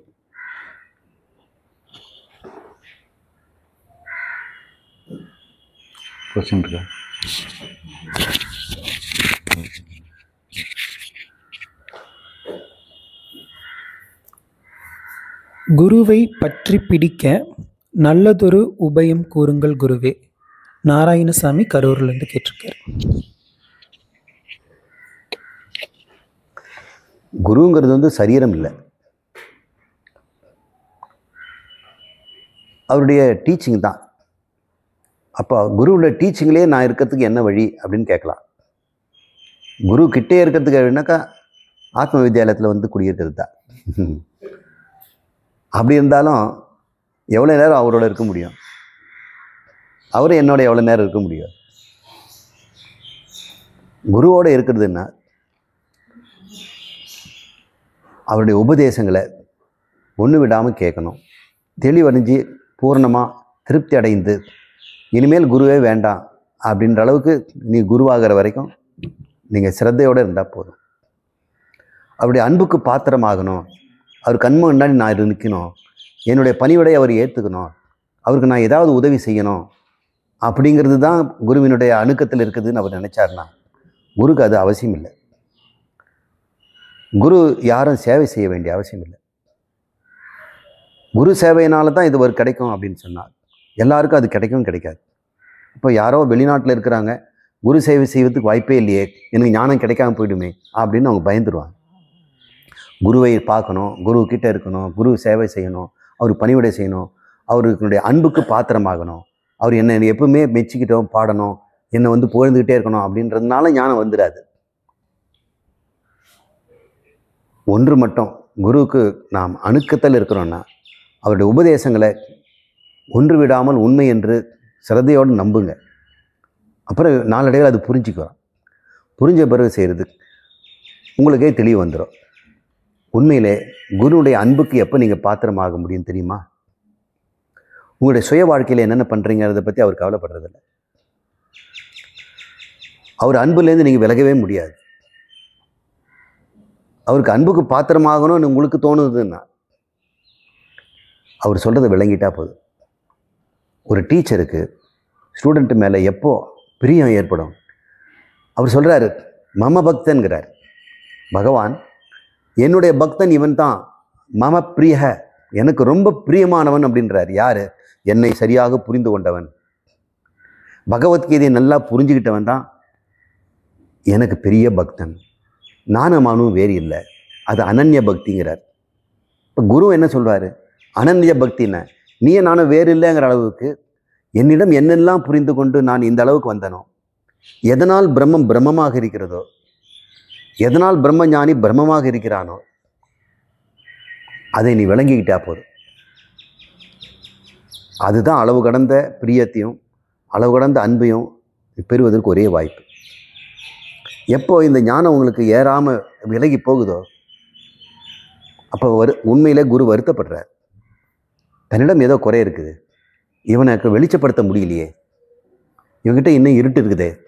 அவருக்கு துயரமான ஒன்றே ஒன்றுன்னா தன் மாணவர்கள் இன்னும் புரிந்து கொள்ளாமல் இருக்கிறார்களே என்ற ஒரு கவலை தான். அவருக்கு மிகப்பெரிய மகிழ்ச்சி ஏதாவது இருக்குதுன்னா ஒவ்வொரு சொல்லியும் அவங்க புரிஞ்சுக்கிட்டாங்களேங்கிறது தான். இப்போ பாருங்கள், ஒரு குழந்தை எங்கேருந்து பேசினார் தெரில, பிரவீன் காந்தி நேற்று பேசுனதை இன்னைக்கு சொல்கிறார், புரிஞ்சுக்கிட்டு சொல்கிறார். இதை விட சந்தோஷம் என்ன இருக்குது? மமப்பிரிய அப்படின்னா இப்படி தான் சொல்ல முடியும். அவர் ஆசை சொல்கிறாரு, அறிவுங்கிறது மேலே சக்தின்னு சொல்லிடுங்க, தாராளமாக சொல்லு குழந்தை. என்னை விட ஒரு அடியை உயரமாக போகிறாரு. உலகத்தை பிடிக்கிற வழி, நீ ஞானத்தை கொண்டு போய் கொடுக்குற வழியே அவர் அப்படி தெரிஞ்சு வச்சிருக்கிறார். இதுதான் சந்தோஷம் தருது. இப்போது நாராயணசாமி போன்றவங்கள்லாம் குருவின் அன்புக்கு பாத்திரமாகணும்னா அவரை விளங்கி கொள்வது தான் முக்கியம். அவருடைய சொற்களுக்குள்ளே இருக்க எல்லா விளக்கத்தையும் தெளிவாக புரிஞ்சுக்கிட்டாக்கா, அவர் புரிஞ்சுக்கிட்டாருன்னு நீங்கள் தெரிய வச்சிட்டிங்கன்னா போதும். என்னைக்காவது ஒரு நாள் சந்தித்து சுவாமி இதை நான் விளங்கிக்கிட்டேன் அப்படின்னு சொல்லும் பொழுது தான் குழந்தையை பெற்றபோது பெற்ற இன்பத்தை விட அவன் பண்டிதன் அறியும்போது தான் தாய்க்கு பெரிய ஒரு மகிழ்ச்சின்னு சொல்கிறாரு. அது பழமொழி இருக்கு இல்லையா? சான்றோர் என கேட்ட தாய். இதே தான் குருவுக்கும். சொல்லுங்கள், வேற கேள்வி சொல்லுங்கள். சுவாமி, மகாபாரதம் நடந்த காலகட்டத்தில் அர்ஜுனரும் பகவானும் ஒரே டைமில் அந்த பீரியடில் இருந்தப்போ அர்ஜுனர் வந்து சிவனோட சண்டை போட்டு அந்த ஒரு அஸ்திரம் வந்து ஜெயிச்சு வாங்கினாங்க அப்படின்னு சொல்லுவீங்க. அப்போ அங்கே சிவன் அப்படின்னு சொல்கிறது அது யாரை குறிப்பிடுறாங்க சுவாமி? சிவபெருமான் அது யாரை குறிப்பிடுறாங்க?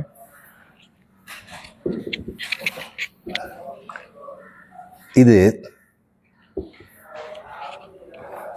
நம்ம படிக்கிற நூல்களை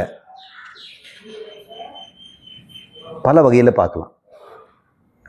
மகாபாரதம் ராமாயணங்கிறதெல்லாம் இதிகாசங்கள்னு பேர். இவ்வாறு நடந்தது, அதான் இதிஹாச.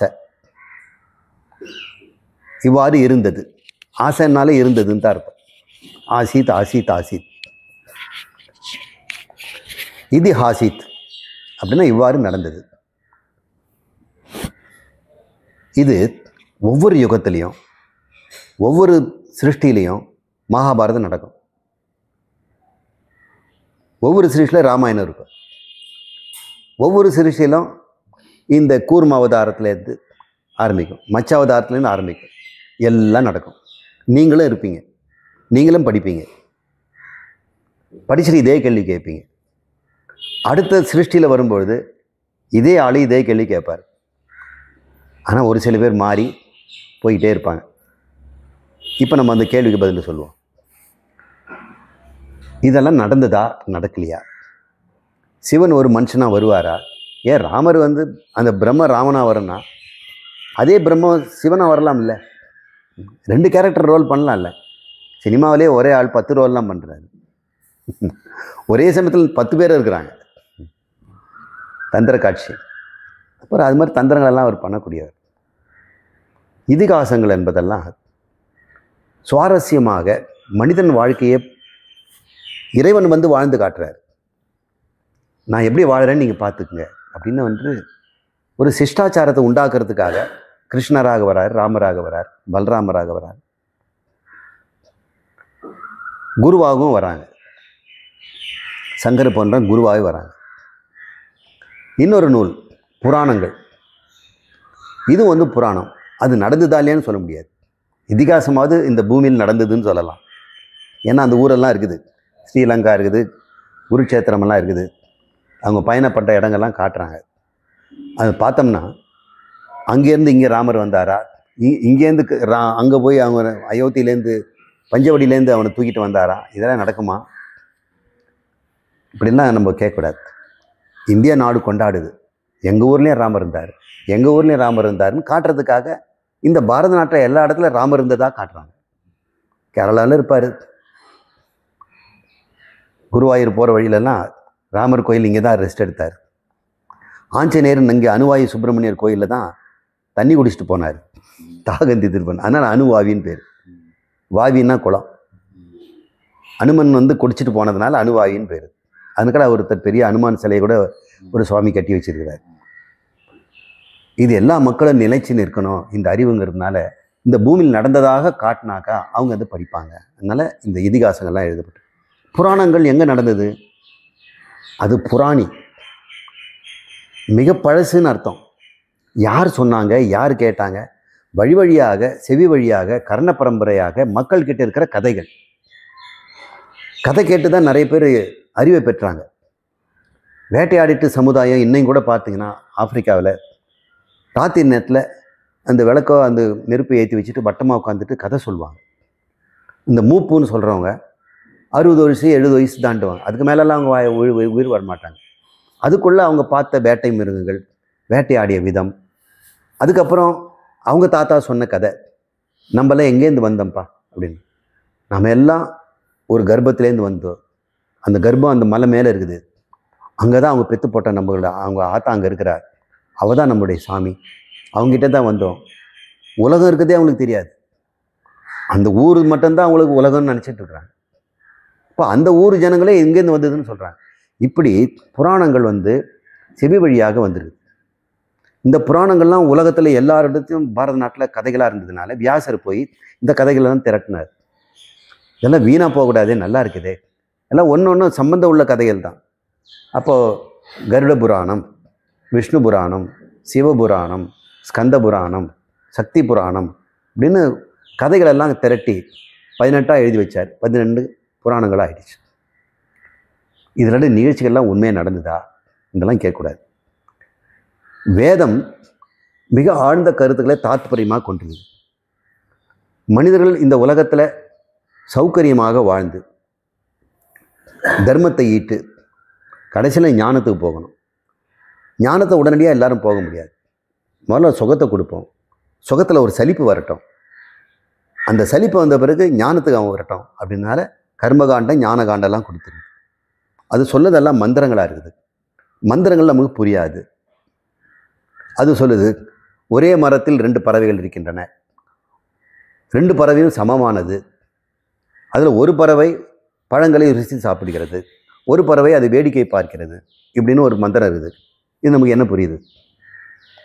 கதை ரூபமாக தானே இருக்குது.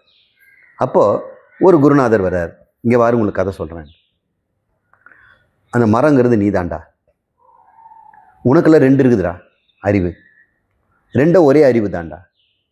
ஒரு அறிவு இந்த உடம்போட உலகத்தோட வாழ்க்கையை வாழ்ந்துக்கிட்டு இன்பத் துன்பங்கள் அனுபவிக்குது, பழம் சாப்பிடுது. இன்னொரு அறிவு வேடிக்கை பார்க்குது சாட்சியா. அது என்ன ரெண்டு அறிவு? ரெண்டும் ஒரே அறிவு தான். ஒன்று வந்து உடம்போடு சேர்ந்து அனுபவிச்சதுன்னா அது பேர் அகங்காரன்னு பேர். இன்னொன்று வேடிக்கை பார்க்குது ஆத்மா. அப்போ ரெண்டு இருக்குதா என்கிட்ட? ரெண்டும் ஒன்று தான். முதல்ல கதையை புரிஞ்சுக்க, அப்புறம் கதையை விட்டுட்டு. ரெண்டு ஒன்றுன்னு சொல்கிறதுக்காக நான் ரெண்டுன்னு சொன்னேன். ஏன்னா நீ துவைதத்தில் வாழற, அத்வைதத்தை காட்டி கொடுக்கறதுக்காக இந்த கதையை நான் சொல்கிறேன்னு வைங்க. உபநிஷத்தில் இப்படி இருக்குதுங்க. இப்போ ஒரு டைரக்டர் ஒருத்தர் இருக்கிறாரு. சரி, இந்த ரெண்டு பறவைகளை வச்சே இந்த உபநிஷத்துக்காக ஒரு சினிமா எடுத்தா என்ன அப்படின்னு கேரக்டர்லாம் உற்பத்தி பண்ணுறாரு. ஒரே பறவை அகங்காரியாக இருந்து இந்த உலகத்தில் எவ்வளோ துன்பப்பட்டது, கடைசியில் நான் அழியாத மாறாத ஆனந்தம் அப்படின்னு தெரிஞ்ச பிறகு எப்படி ஆனந்தமாக சாட்சியாக வாழ்ந்ததுன்னு ஒரு கதை எடுத்து ஒரு சினிமா எடுத்தாருவீங்க. அது பேர் புராணம். அப்படி நடந்ததுதானா? எப்படி எல்லாம் ஒன்றும் இல்லை. ஆனால் பலன் என்ன? இந்த துவாஸ்வப்பர்ணா அப்படின்னு ஏக விருட்சம்னு சொல்லக்கூடிய அந்த உபனிஷத் தாத்பரியத்தை தெரியறதுக்கு ஒரு புராணம் தேவைப்படுது. அப்போ தேவாசுரர்கள் போராட்டம், மனதுக்கும் புத்திக்கும் போராட்டம், கடைசியில் என்ன மனம் புத்தி ரெண்டும் ஒன்று தான், இதெல்லாம் கண்டுபிடிக்கிறதுக்காக புராணங்கள்லாம் எழுதப்பட்டிருக்கு. அதில் அசுரர்கள் இருக்கிறாங்க, ராட்சசர்கள் இருக்கிறாங்க, இப்போ தேவர்கள் இருக்கிறாங்க, கடவுள் வராரு, அவதாரம் வராரு, இப்படிலாம் பல விதம் இருக்குது. நரகத்தை பற்றி சொல்லுது, சிருஷ்டியை பற்றி சொல்லுது, சிருஷ்டியை பற்றி எல்லாம் சொல்லுது. பிரம்மம் இருந்தது, ஓம் என்று கத்துச்சு, இந்த உலகமெல்லாம் வந்துடுச்சு அப்படின்னு சொல்லும். அப்படி மந்திரம் சொல்லுது, ஓம் இத்தியேதி சர்வம் அப்படின்னு அது சொல்லுது, மாண்டூக்கிய உபனிஷத். அதை ஒரு புராணம் எழுதுகிறான். பிரம்மம் ஓம்னு சத்தம் போட்டார், அந்த சப்தத்திலேருந்து அவருடைய வீரியமெல்லாம் கீழே விழுந்து பூமியாகவும் ஆணமாகவும் ஆச்சு. இதெல்லாம் கதையெல்லாம் சொல்லலாம்ல. கடைசியில் தாத்பரியம் என்ன? வேதத்தை நம்ம புரிஞ்சுக்கிறதுக்கு தான். அதனால் இந்த கிருஷ்ணர், ராமர், இந்த அர்ஜுனன் எல்லாம் கேரக்டர்ஸுங்க. ஒரு உண்மையை காட்டி கொடுக்கறதுக்கு ஒரு கேரக்டர் வேணும். ஒரு கதாசிரியர் ஒரு உண்மையை சொல்லிக் கொடுக்கணும். ஒரு நாள் அப்படின்னு ஒரு சினிமா எடுக்கிறாரு, காலையிலேருந்து சாயங்கால நேரத்தில் கதை முடிஞ்சு போகுது. அவன் படுற கஷ்டங்கள்லாம் பார்க்குறாரு. கடைசியில் அவன் செத்தே போகிறான். ஒரு பாலச்சந்தர் அப்படி ஒரு கதை எழுதிருக்கிறார், அது ஒரு படமே எடுத்துருக்கிறார். அவருக்கு ஏதோ கருத்தை சொல்லணும். அதில் எதுக்கு நாகேஷ் வராரு? அது நாகேஷ் வந்தால் மனோரமா எதுக்கு வரணும்? இதெல்லாம் கதைக்கு வேணும் சார். ஒரு நாள் 2 மணி நேரம் கதை ஓடணும் இல்லை, அந்த உண்மையை காட்டணும் இல்லை, அந்த உண்மையை வலியுறுத்துறதுக்காக அந்த கதாயனுடைய நல்ல குணங்கள்லாம் காட்டுறதுக்கு துணையாக ஒருத்தன் தேவைப்படுது. அவன் நல்ல குணத்தையும் வீரத்தையும் காட்டுறதுக்கு ஒரு வில்லன் தேவைப்படுறான். அவன் அன்புள்ளவன் கருணை இல்லைன்றதுக்கு ஒரு அம்மா தேவைப்படுறாங்க. அவன் வந்து இளைஞன் உங்களை மாதிரி தான் பண்ணுறது ஒரு காதலி தேவைப்படுறான். இதெல்லாம் கதை. தாத்பரியம் முக்கியம். இப்போ பாசுபத அஸ்திரத்தை அர்ஜுனன் சிவனுடன் சண்டை போட்டு போட்டான்னா, பாசுபத அஸ்திரம்னா என்ன? பிரம்மாஸ்திரம் போட்டு ராமர் வந்து ராவணனை கொன்னார் அப்படின்னா எங்கேருந்து கொண்டு வந்த அந்த பிரம்மாஸ்திரத்தை? பிரம்ம ஞானம் தான் பிரம்ம அஸ்திரம். இப்போ ராவணனுடைய அகங்காரத்தை அழிக்கிறதுக்கு, ஒரு அகங்காரம் 10 அகங்காரத்தை அழிக்கிறதுக்கு நீ தான் பிரம்மம்னு ஒரு அஸ்திரம் போட்டார். 10 தலையும் போயிடுச்சு. வேறு வழியில் அவனை கொல்லவே முடியாது. நீ தான் பிரம்மம்னு சொன்ன உடனே அவனுக்கு இந்த தலையை வச்சு நான் என்ன பண்ண போகிறேன்? நான் பிரம்மம், நான் தான் கடவுள் அப்படின்னு அவனுக்கு தெரிஞ்ச உடனே அவன் மடிந்தான், ராவணன் மடிந்தான். அங்கே பிரம்மம் இருக்குது. இதுதான் கதை. இப்படி சொன்னால் நல்லா இருக்கா? அது ஒரு அஸ்திரமாக காமிச்சு ஒவ்வொரு தலையும் வெட்டினா தானே நல்லா இருக்குது. நம்ம புரிஞ்சுக்கிற மாதிரி புரிஞ்சுக்கணும். 10 அகங்காரம் அவனுக்கு. ஒரு அகங்காரத்துக்கே நமக்கு இப்போ ஒரு தத்துவமசி பத்தலை. அவர் பிரம்மாஸ்திரத்தை கொடுத்துருக்கார். அதே மாதிரி பாசுபதாசாஸ்திரம்னா பசுபதியினுடைய அஸ்திரம். பசுபதி யார்? இந்த பசுக்களாகிய ஜீவர்களுக்கெல்லாம் அதிபதி. அவர் ஒரு பசுபதி. அவர் தான் சிவன். அவர் என்ன கொடுத்துருப்பாரு? நீ நானும் ஒன்றுன்னு கொடுத்துருப்பாரு. அதை பத்திரமா வச்சுருந்தான். இவன் போருக்கு பயன்படுத்துகிறானா? பகவத்கீதையிலே அதானே கொடுக்குறாரு. பகவத்கீதையில் எல்லா அஸ்திரமும் சேர்த்து கொடுக்குறாரு. இந்த மாதிரி நம்ம புரிஞ்சிட்டோம்னா இந்த அஸ்திரங்களும் இறைவன் வந்து சண்டை போட்டதும் அப்போ தகுதி இருக்கிறான்னு பார்த்தானே கொடுக்க முடியும். பசுபதிங்கிற அஸ்திரம் என்ன கொடுக்கும்? பசுபதி பாசம் எல்லாம் ஒன்றுன்னு சொல்லணும். அந்த அர்த்தத்தில் அவர் கொடுக்குறாரு. அதுக்கு தகுதி இருக்குதான்னு பார்க்கணும் இல்லை. அதனால் விவேக வைராகியம் என்பது தான் பார்க்குறாரு. நசிகேதனுக்கு யமராஜன் சும்மாவா வந்து இந்த பிரம்ம ஞானத்தை கொடுத்தாரு? சோதனை பண்ணார். நசிகேதா, உனக்கு நீண்ட ஆயுள் தரேன், சொர்க்கத்தில் உனக்கு வாழ்க்கையை தரேன், பூமியிலே ராஜாவாக்குறேன், பல மனைவிகளோட நீண்ட காலம் வாழலாம், நீ இந்த கேள்வி மட்டும் கேட்காத, பிரம்ம ஞானம் தரமாட்டேங்கிறார். அவன் விடுவானா? ஒன்றுக்கு ஈடாக ஒன்று கொடுத்தோம்னா அதோட மட்டன் தானே அர்த்தம். இது கேட்காதப்பா, இது கொடுத்துட்றேன் அப்படின்னு சொல்கிறேன் அப்படின்னு அர்த்தம். அதை விட இது மட்டம் தானே அர்த்தம். அப்போ நான் கேட்குறது வசதியானது, நீங்கள் மட்டமானது கொடுக்குறீங்க, எனக்கு அதான் வேணுங்கிறான். அப்போ வைராகியம் இருக்குது இல்லை. இந்த ஆசையை கொடுத்த உடனே ஒருத்தன் கேள்வியாவது ஒன்றாவது, நான் போகிறேன் ராஜாவான்னு தானே போயிருப்பான். மாலையை கொடுக்குறாரு, சொர்க்க வாழ்க்கையை கொடுக்குறாரு. உன் பேரில் ஒரு யாகம் செய்தாக்கா எல்லாம் சொர்க்கம் போகிறதுக்கு ஒரு வழி இருக்குது, அந்த மெத்தடை ஒன்று சொல்லித்தரேன். இனிமேல் அந்த யாகத்துக்கு நாச்சிகேத யஜ்ஞம்னு பேர் வைப்பாங்க. உன் பேரை வச்சு, உன் பேரை சொல்லி உலகத்தில் சொர்க்கம் போகிறவங்க இருப்பாங்க. இவ்வளோ சொன்னவளா? எனக்கு வேண்டாம், கேள்விக்கு பதில் சொல், ஒரே வரம். அவன் பதில் சொல்கிறார். வைராகியம் இருக்குதான்னு பார்த்தார், விவேகம் இருக்குதான்னு பார்க்கணும், அதுக்கும் டேஸ்ட் பண்ணுறார். தம்பி, நான் சொல்கிறது ரைட்டு தான், நீ சின்ன குழந்தையா இருக்கிற, இது தேவர்களுக்கெல்லாம் சொல்லி கொடுத்தா அவங்களுக்கு புரியலேங்கிறாங்க. பெரிய பெரிய பண்டிதர்கள் பிரகஸ்பதி புரிஞ்சிக்காமல் இருக்கிறாரு. அதனால் ரொம்ப கஷ்டம்ப்பா இந்த மேத்ஸு.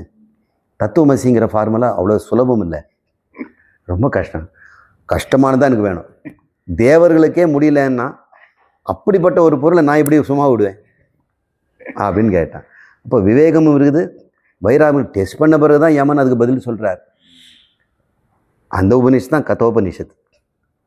அப்போ பகவான் அர்ஜுனனுக்கு பாசுபத இந்த பிரம்ம ஞானத்தை கொடுக்கணும், சும்மா கொடுத்துருவாரா? அது கொண்ட விவேக வைராகம் இருக்குதாங்கிறத அந்த துவந்த யுத்தத்தில் பார்க்குறாரு. அப்படி நம்ம அந்த கருத்தை நம்ம புரிஞ்சுக்கலாம். வேற கேள்வி. இந்த எல்லையில்லா பிரபஞ்சத்தில் மனிதன் மட்டும்தான் முக்தி அடைய ஞானக்கல்வி கற்றுக்கொண்டு இருக்கிறானா? வேற்று கிரகவாசிகள் என்று ஒன்று இருந்தால் நம்மை போன்று அவர்களும் முக்தியடைய ஞானக்கல்வி கற்றுக்கொண்டு இருப்பார்களா? ஒருவேளை ஏலியன் இல்லை என்றால் இந்த எல்லையில்லா பிரபஞ்சத்தின் அவசியம் என்ன? ஏஜாஸ், ஹைதராபாத்.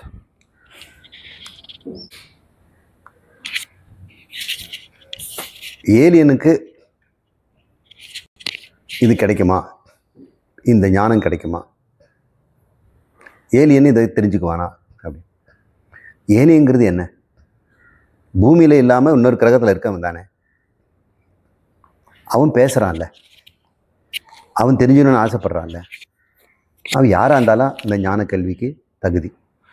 ஏன்னா பிராமணன், சத்திரியன், வைசியன், சூத்ரன், பெண்கள், பிரம்மச்சாரி, கிரகஸ்தன், வானப்பிரஸ்தன், சந்நியாசி, சண்டாளன், யாருக்குமே இந்த ஞானம் பொது தானே. நீ ஏலியன்கிறதுனால இந்த ஞானம் இருக்காதுன்னு அர்த்தமா? ஞானத்துக்கு தகுதி என்ன? குறைந்தபட்சம் அவனுக்கு புத்தி இருக்கணும், விவேகம் இருக்கணும், வைராகியம் இருக்கணும், அப்புறம் மனசை கட்டுப்படுத்தக்கூடிய சமதமாதி ஷட்கம். சரி, இந்த ஞானம் தெரிஞ்சுக்கணுங்கிற முமுட்சுத்துவம், இது எங்கே இருந்தாலும் அங்கே உபநிஷத்து இருக்கும், அங்கே குரு இருப்பார், அங்கே ஞானம் இருக்கும். அது எந்த கிரகமாக இருந்தாலும். மனிதன்ற ஒரே சரீரம் தான் இருக்கக்கூடியங்க. மனித சரீரத்தை பற்றி நம்ம பேசலைங்க. அதிகாரித்துவம் தான், விவேக வைராகியம் தான் இங்கே முக்கியம். எந்த மிருகத்துக்கு, பசுமாட்டுக்கு விவேக வந்துச்சுன்னா நான் தத்துவமசி சொல்லித்தரேன். பசுமாடு எதுக்கு ஏலியன்? இங்கே வரட்டும், மண்புழு வரட்டும், எனக்கு விவேக வைக்கிற வந்துடுச்சு சார். விவேகம் இருக்குதுன்னா என்ன? நிலையற்றது நிலையானது என்னுடைய அறிவு இருக்குது இல்லை. வைராகியம் இருக்குது என்ன? இதில் மேலே பற்று இல்லை, நிலை இல்லாததில் நிலையான பொருளை நான் அடையணுங்கிற ஆசை இருக்குது இல்லை. அப்படி இருந்ததுன்னா மண்புழுவாக இருந்தானே, ஏலியனாக இருந்தானே, இவ்வளோ தான் குவாலிட்டி. அதனால் இந்த ஞானம் சொர்க்கத்துலேயும் கிடைக்கும்.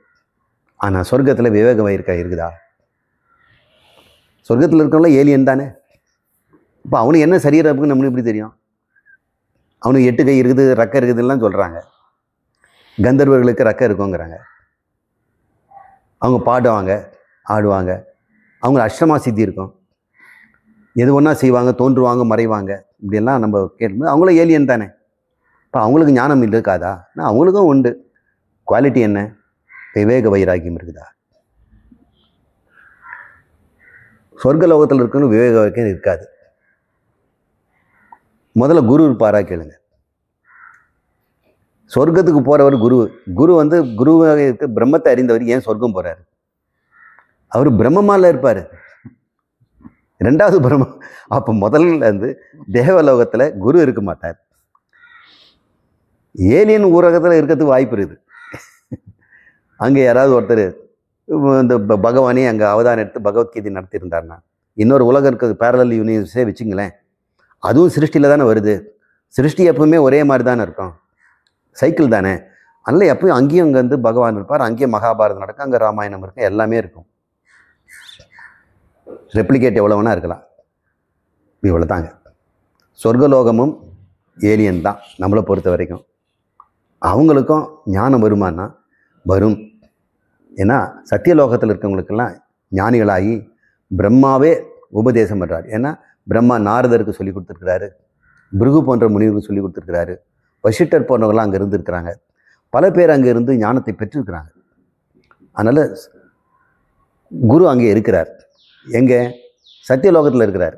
அந்த குருவும் கூட இன்னொரு பிரம்மாவால் சொல்லி கொடுத்தவர் தான். அந்த பிரம்மாவை எங்கேருந்து கற்றுக்கிட்டு போகிறாரு? பூமியில் இருக்கிற குரு கிட்டே தான் கற்றுக்கிட்டு போனார். சத்தியலோகத்தில் இருப்பவர்களும் பூமியில் இருக்கின்ற மனித ரூபமாக இருக்கின்றவர்கிட்ட தான் கிடைக்கிறார். அதாவது விவேக வைராக்கியம் ஞானம் பெற்ற குரு பரம்பரை கிட்ட தான் கிடைக்கும். குரு பரம்பரை எங்கே இருக்குதோ அங்கெல்லாம் ஞானம் இருக்கும்.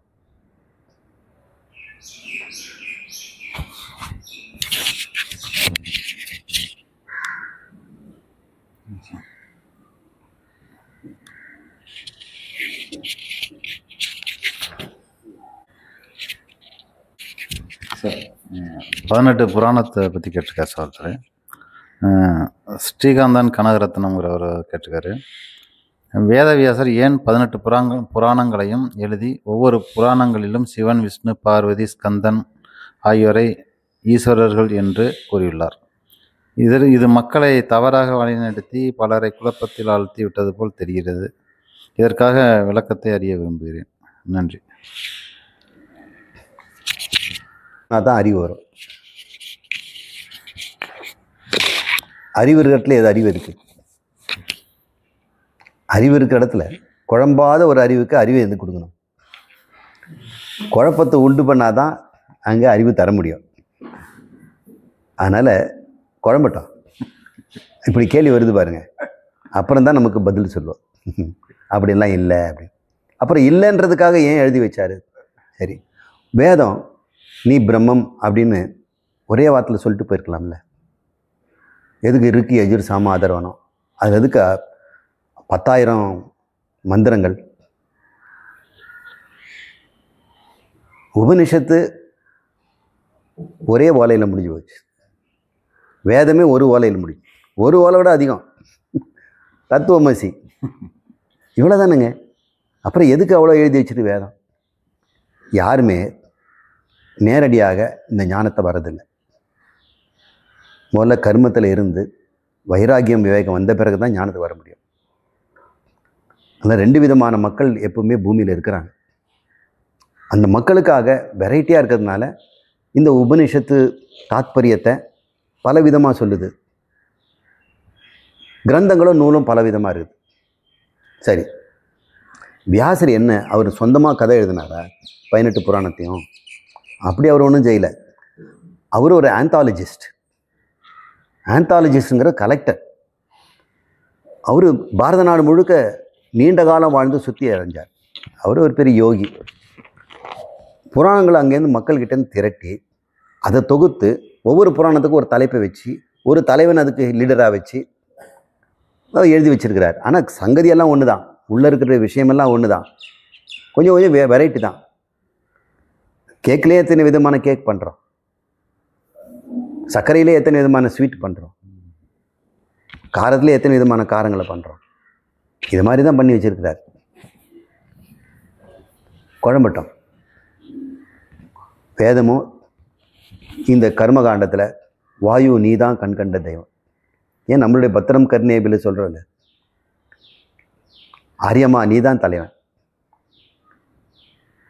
விஷ்ணு நீ தான் முதல் கண்ட, பிரத்யட்சம் பிரம்மாஸ்மி அப்படின்னு அதுவே ஒன்று ஒன்று சொல்லுது. இதனுடைய அர்த்தம் என்ன? எல்லாம் ஒன்று தான் அர்த்தம். நீ தான் வெவ்வேறு விதமாக அதனோட சக்தியில் வச்சுக்கிட்டு பேசுகிற. கந்தன் வேற, அவங்க அப்பன் வேற, பார்வதி வேற, விஷ்ணு வேற, பிரம்மா வேற, சூரியன் வேறையா? எல்லாம் ஒன்று. முதல்ல குழம்பட்டோம். குழம்புன புத்திக்கு தான் அறிவு கிடைக்கும். குழம்பாத புத்தி எங்கேயும் போய் கேட்காது. ஒன்று அடிமண்டு, குழம்புறது கூட புத்தி இல்லை. இன்னொன்று குழப்பமே இல்லாத புத்தி. இவங்க 2 பேருக்கும் டீச்சிங் வேண்டாம். குழம்புன புத்தி ஒன்று இருக்குது இல்லைங்களா, அது தெளி வைக்கிறதுக்கு பல விதமான கதைக்கு தேவை. அவனுக்கு பிடிச்ச கேரக்டர் இப்போ பாருங்க, ஞானம்னு சொன்னால் அவருக்கு அவ்வளோ டேஸ்டியாக இல்லை. சக்தின்னு சொல்லுங்கள் சார், நான் கப்புன்னு பிடிச்சிக்கிறேங்கிறாரு. அப்போ அவருக்கு இன்னொரு உபநிஷத்தை எழுத வேண்டியதாக இருக்குது. அதில் அத்தனை வார்த்தையில் நம்ம ஞானங்கிறது போல சக்தின்னு போட்டாகணும். இப்படி தான் இருக்குது, எந்த குறையும் இல்லை. வியாசர் யாரையும் குழப்பலை. உலகத்தில் இருக்கிறத நமக்கு வழங்கிட்டு போனார். ஒரு எழுத்தாளனாக, ஒரு படைப்பாளியாக, ஒரு ஆந்தாலஜிஸ்ட், நாலேஜை கலெக்ட் பண்ணுறவர். அதனால் அவரை நம்ம குருகள்லாம் பெரிய பரம குருவாக வச்சுருக்கிறோம். அவர் வியாசர்னா விசால புத்தின்னு அர்த்தம். வியாசம்னா விரிந்ததுன்னு அர்த்தம். விரித்து எழுதுறதுக்கு பேர் வியாசம். நாங்களாம் சின்ன குழந்தையா இருக்கும்போது கட்டுரையெல்லாம் பேர் கிடையாது, வியாசம் தான் சொல்லும். வியாச நோட்டு கொண்டு வந்தியா? இப்போலாம் கட்டுரை நோட்டு கொண்டு வந்துடுறேன். விரித்து எழுதுவது பேர் வியாசம். கட்டுரைன்னா கட்டு உரைக்கிறது, பொய்யா எழுதுறதுன்னு அர்த்தம். கட்டுரைனா கட்டு உரைக்கிறது, பொய்யா எழுதுறது பேர் கட்டுரை. கட்டுக்கதை விடுறான் சார், அதுதான் கட்டுரை. வியாசம் தான் கரெக்டான வார்த்தை. விரித்து ஒரு குறளை வியாசம் எழுதுனா அந்த குறளை விரித்து எழுதுன்னு அர்த்தம். விரித்து எழுத கற்றுக் கொடுக்கணும். அதனால் அவருக்கு வியாசர்னு பேர். பாதராயனர் தான் அவருடைய உண்மையான பேர். அவர் விரித்து எல்லாத்தையும் கொடுத்ததுனால அவர் வியாசர், விஷால புத்தி அப்படின்னு ஒரு பேர். நிறைவு செய்யலாமா? கேள்வி இல்லைன்னு நிறைவு செய்யலாம். இது இன்னொருத்தருக்கு கொஸ்டின் இருக்குங்க சார், சொல்லுங்க. கேட்கலாங்களா? கேளுங்க.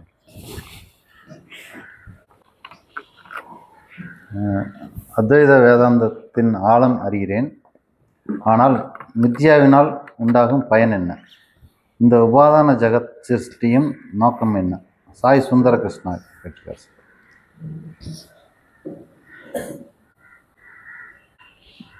மித்தியனாலே என்ன பலன்கிறார்? ஆமாம் சார். இந்த உபாதான இங்கே ஜெகத்து சிருஷ்டியும் நோக்கம் என்ன? இங்கே வந்துட்டோம். இங்கே மண் சத்தியம், பானை மித்யா, 2 இருக்குதா? இதில் பலன் பேசணும்னு வந்தால் மித்யா தான். ஏன்னா மண்ணை வச்சுட்டு யார் தண்ணி பிடிப்பாங்க? அது மண் பானையாக இருந்தால் தான் பயனுக்கு வரும். பயனுக்கு வந்த பிறகு தான் மண்ணையே பார்க்குறாங்க. இது பானையாக இல்லைன்னு எவன் பார்ப்பான்? இதை மண்ணாக இருந்தால் யார் பார்ப்பாங்க? பானையாக இருந்தாக்கா எல்லாரும் எடுத்துகிட்டு போவாங்க. மண்ணாக இருந்ததுன்னா யாரும் எடுத்துகிட்டு போக மாட்டாங்க. அப்போ மண்ணும் பானையும் ஒன்று தானே. அப்போது இந்த சத்தியம் பயனுறு நிலை வரும் பொழுது அது மித்யா. பயனை அனுபவிக்கிற வரைக்கும் நீ மித்யா தான். எனக்கு அனுபவமே வேண்டாம் அப்படின்னா நீ சத்தியம். அப்போ சத்தியமாக வருந்துனா உனக்கு எதுக்கு மித்யா? மக்கள் எல்லாருமே சத்தியத்தில் இருந்தாங்கன்னா மித்யா எதுக்கு? மக்கள் யாரும் சத்தியத்தில் இல்லையே, மித்யாவை தானே சத்தியம் நினச்சிட்டு இருக்கிறாங்க. அதனால் மித்யாடான்னு காட்ட வேண்டியிருக்குது. நீ சத்தியத்தை இருந்தும் அதை நீ பயனுறு நிலையில் அடைவதனால உனக்கு இன்பத் துன்பங்கள்லாம் வருது. நீ எது நீ மித்யான்னு நினச்சிட்டு அது உண்மையிலே சத்தியம்தான் அப்படின்னு தெரிஞ்சுக்கிறதுக்காக மித்யா தேவைப்படுது. இப்போ எப்படி என்ன சொல்கிறாருன்னா, கயிறை பார்த்து பாம்புன்னு பயந்துட்டாங்க. ஒரு குழந்தை ஓடி வந்து சொல்கிறான், தாத்தா அந்த ரூமில் பாம்பு இருக்குது அப்படின்னு சொல்கிறார். எனக்கு தெரியும் அது கயிறுன்னு. நான் என்ன சொல்வேன்? போடா கயிறுன்னு சொல்லுவேனா? சொல்லுவேனா? அவன் என்ன சொல்லுவான்? தாத்தா பாம்பும் இருக்குது கயிறு இருக்குது, நீங்கள் கயிறு இருக்குதுன்னு சொல்கிறீங்க, பாம்பு இருக்குது தெரியுமா அப்படின்றான். அப்போது அவன் நினச்சிட்டு இருக்கிறான், நான் கயிறு இருக்குதுன்னு சொல்கிறேன், பாம்பு இருக்குதை ஒத்துக்க மாட்டேங்கிறேன். இப்போ கயிறு வேற பாம்பு வேறன்னு நான் நினச்சிட்டு இருக்கிறான். அப்படி தானே போயிடுவான். நான் என்ன சொல்லணும்? பாம்பு கயிறுடா அப்படின்னு சொல்லணும். அது பாம்பல்ல கயிறுன்னு சொல்லணும். ஏன் பாம்பல்ல கயிறுன்னு சொல்லணும்? கயிறுன்னு சொல்லியிருக்கலாம்ல. அங்கே பாம்பு இருக்குதுன்னு சொன்ன நான் என்ன சொன்னேன்னா, நான் அங்கே கயிறு இருக்கிறதுன்னு சொல்லியிருக்கணும். அப்படி சொல்லலையே. அது பாம்பல்ல கயிறுன்றேன். ஏன்? அவன் போக்கில் தான் சொல்லிக் கொடுக்குறான். அது பாம்பல்ல, பாம்பாக இருப்பது கயிறு அப்படின்னு சொல்லணும். அப்போ மித்தியாவை நான் காட்டினாதான் சத்தியம் தெரியும். சத்தியம் தெரிஞ்சு போயிடுச்சுன்னா நான் எது காட்டணும்? கேஸ் லீக் ஆயிடுச்சுன்னா அது தெரியலங்கிறதுனால அதுக்கு ஒரு ஸ்மெல்லை போடுறோம். இப்போ அது ஸ்மெல்லு மித்தியா தானே. அதில் மெர்காப்டான்னு ஒரு பொருளை நம்ம கேஸில் சேர்க்குறோம், எல்பிஜியில். அது லீக் ஆச்சுன்னா அது துர்நாற்றம் அடிக்குது. கேஸ் லீக்குங்கிறாங்க. உங்களுக்கு கேஸ் லீக் ஆகுது நல்லா தெரிஞ்சதுன்னா நான் மெர்காப்டன் போட வேண்டியதில்லை. அது தெரியாததுனால தான் மெர்காப்டன் போடுறேன். இப்போ மெர்காப்டன் ஏன் போடுறேன்? அது எதா எரியுதா? அது எரியும் பண்ணுறது. அதோட வேலையே கேஸை காட்டி கொடுக்கறதோட சரி. எரியறதெல்லாம் கேஸ் தான். மனிதனுக்கு தெரியாததை காட்டணும்னா தெரிஞ்சதை வச்சு தான் காட்டணும். இப்போ பிரம்மம் உனக்கு தெரியல, அப்போ மித்தியாவை தான் வச்சு காட்டணும். இப்போ மித்தியா எதுன்னா அவருடைய சிருஷ்டி. இப்போ மண் இல்லை அப்படின்னு கேட்குது தாப்பா கேட்குறா, தாத்தா சிலிக்கான்ங்கிறாங்களே, சோடியம் பொட்டாசியம் அலுமினியம் சிலிக்கேட் அப்படின்னு சொல்கிறாங்களே, அது எங்கே இருக்குது? என் நோட்டில் இன்றைக்கி படித்தேன், எங்கள் டீச்சர் சொல்லி கொடுத்தாங்க. அது மண்ணு தான்டா அப்படின்னு. அந்த குழந்தை பங்களாவிலே வாழ்ந்தது, ஏர் கண்டிஷன் கார்லேயே போகுது, வீட்டுக்கும் வந்துடுது, மண்ணே பார்த்ததில்லை, பளிங்க தரையிலே தான் இருக்குது. புத்தர் கூட அப்படி தான் வாழ்ந்தார், மண் தரையே பார்க்கல. அப்போ கேட்குது. அப்போ நாங்கள் வீட்டில் ஒரு பானை இருக்குது, இது தாண்டா இந்த பானை தான் மண்ணுங்கிற. இப்போ மண்ணை பார்த்துக்கிட்டே தெரியல, ஆனால் பானை தான் அதுக்கு தெரியுது. பானையை பற்றி அதுக்கு தெரியுது நிறைய, ஆனால் மண்ணை பற்றி தெரியல. இப்போ பானையை காட்டி தான் நம்ம மண்ணை காட்ட வேண்டியது. மண் நம்மக்கிட்டே இருந்தாலும் கூட அது பானைன்னு வந்த பிறகு தான் நமக்கு தெரியுது. இப்படி குழந்தைங்கள்லாம் இருக்கிறாங்க. டவுன்லேயே வாழ்ந்த பையன் ட்ரெயினில் போகும்பொழுது அப்போ தான் வெளியூரே பார்க்குறான். வீட்டுக்குள்ளேயே இருந்த குழந்தைய முதல்ல கொண்டு போகிறோம். அப்போது ட்ரெயின் நிற்கும்போது ஓரத்தில் பால் கறந்துட்டுருங்க. அது என்ன பண்ணுறாங்கன்னா, பசுமாட்டிலேருந்து பால் கறக்குறாங்க. பால்னால் நம்ம குடிக்கிறோமே அதுவா அதுன்னு கேட்டான். ஆமாண்டா, பாக்கெட்டில் தானே வரும், அது பஸ்ஸுலேருந்து வருமா? நம்ம அறிவு எப்படி இருக்குது? நம்ம பாலை வச்சு தான் பசுவை காட்ட வேண்டியதாக இருக்குது. எது தெரிஞ்சுதோ மித்தியா பயன் எப்போது வரைக்கும்னா சத்தியத்தை தெரிகிற வரைக்கும். அதுக்கப்புறம் மித்தியாவுக்கு வேலையே கிடையாது. இந்த மித்தியாக்குள்ளே தான் வேதம் இருக்குது, மித்தியாக்குள்ளே தான் பந்தம் இருக்குது, மித்தியாக்குள்ளே தான் மோட்சம் இருக்குது, மித்தியாக்குள்ளே தான் குரு இருக்கிறார். எல்லாமே இங்கே தான் இருக்குது. அப்புறம் மித்தியா இல்லாமல் என்ன பண்ண முடியும்? மித்தியா இல்லைன்னா குரு எப்படி கிடைப்பார்? குரு மித்தியா, சாஸ்திரம் மித்தியா, பந்தம் மித்தியா, மோட்சம் மித்தியா, பிரபஞ்சம் மித்தியா. எப்போ தெரியும் உங்களுக்கு? மித்தியா வச்சு சொல்ல பிறகு தானே ஓ எல்லாம் பொய்யா, இப்போ நான் மட்டும்தான் மெய்யான்னு கண்டுபிடிக்கிறார். இப்போ மித்தியாவுக்கு ரொம்ப பயன் இருக்குது. யாருக்கு?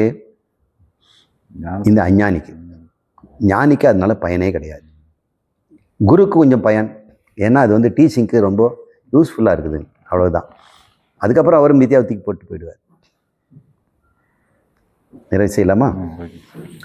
ஓம் பூர்ணமத பூர்ணமிதம் பூர்ணாத் பூர்ணமுதச்யதே பூர்ணஸ்ய பூர்ணம் ஆதாய பூர்ணம் ஏவாவசிஷ்யதே. ஓம் சாந்தி சாந்தி சாந்தி.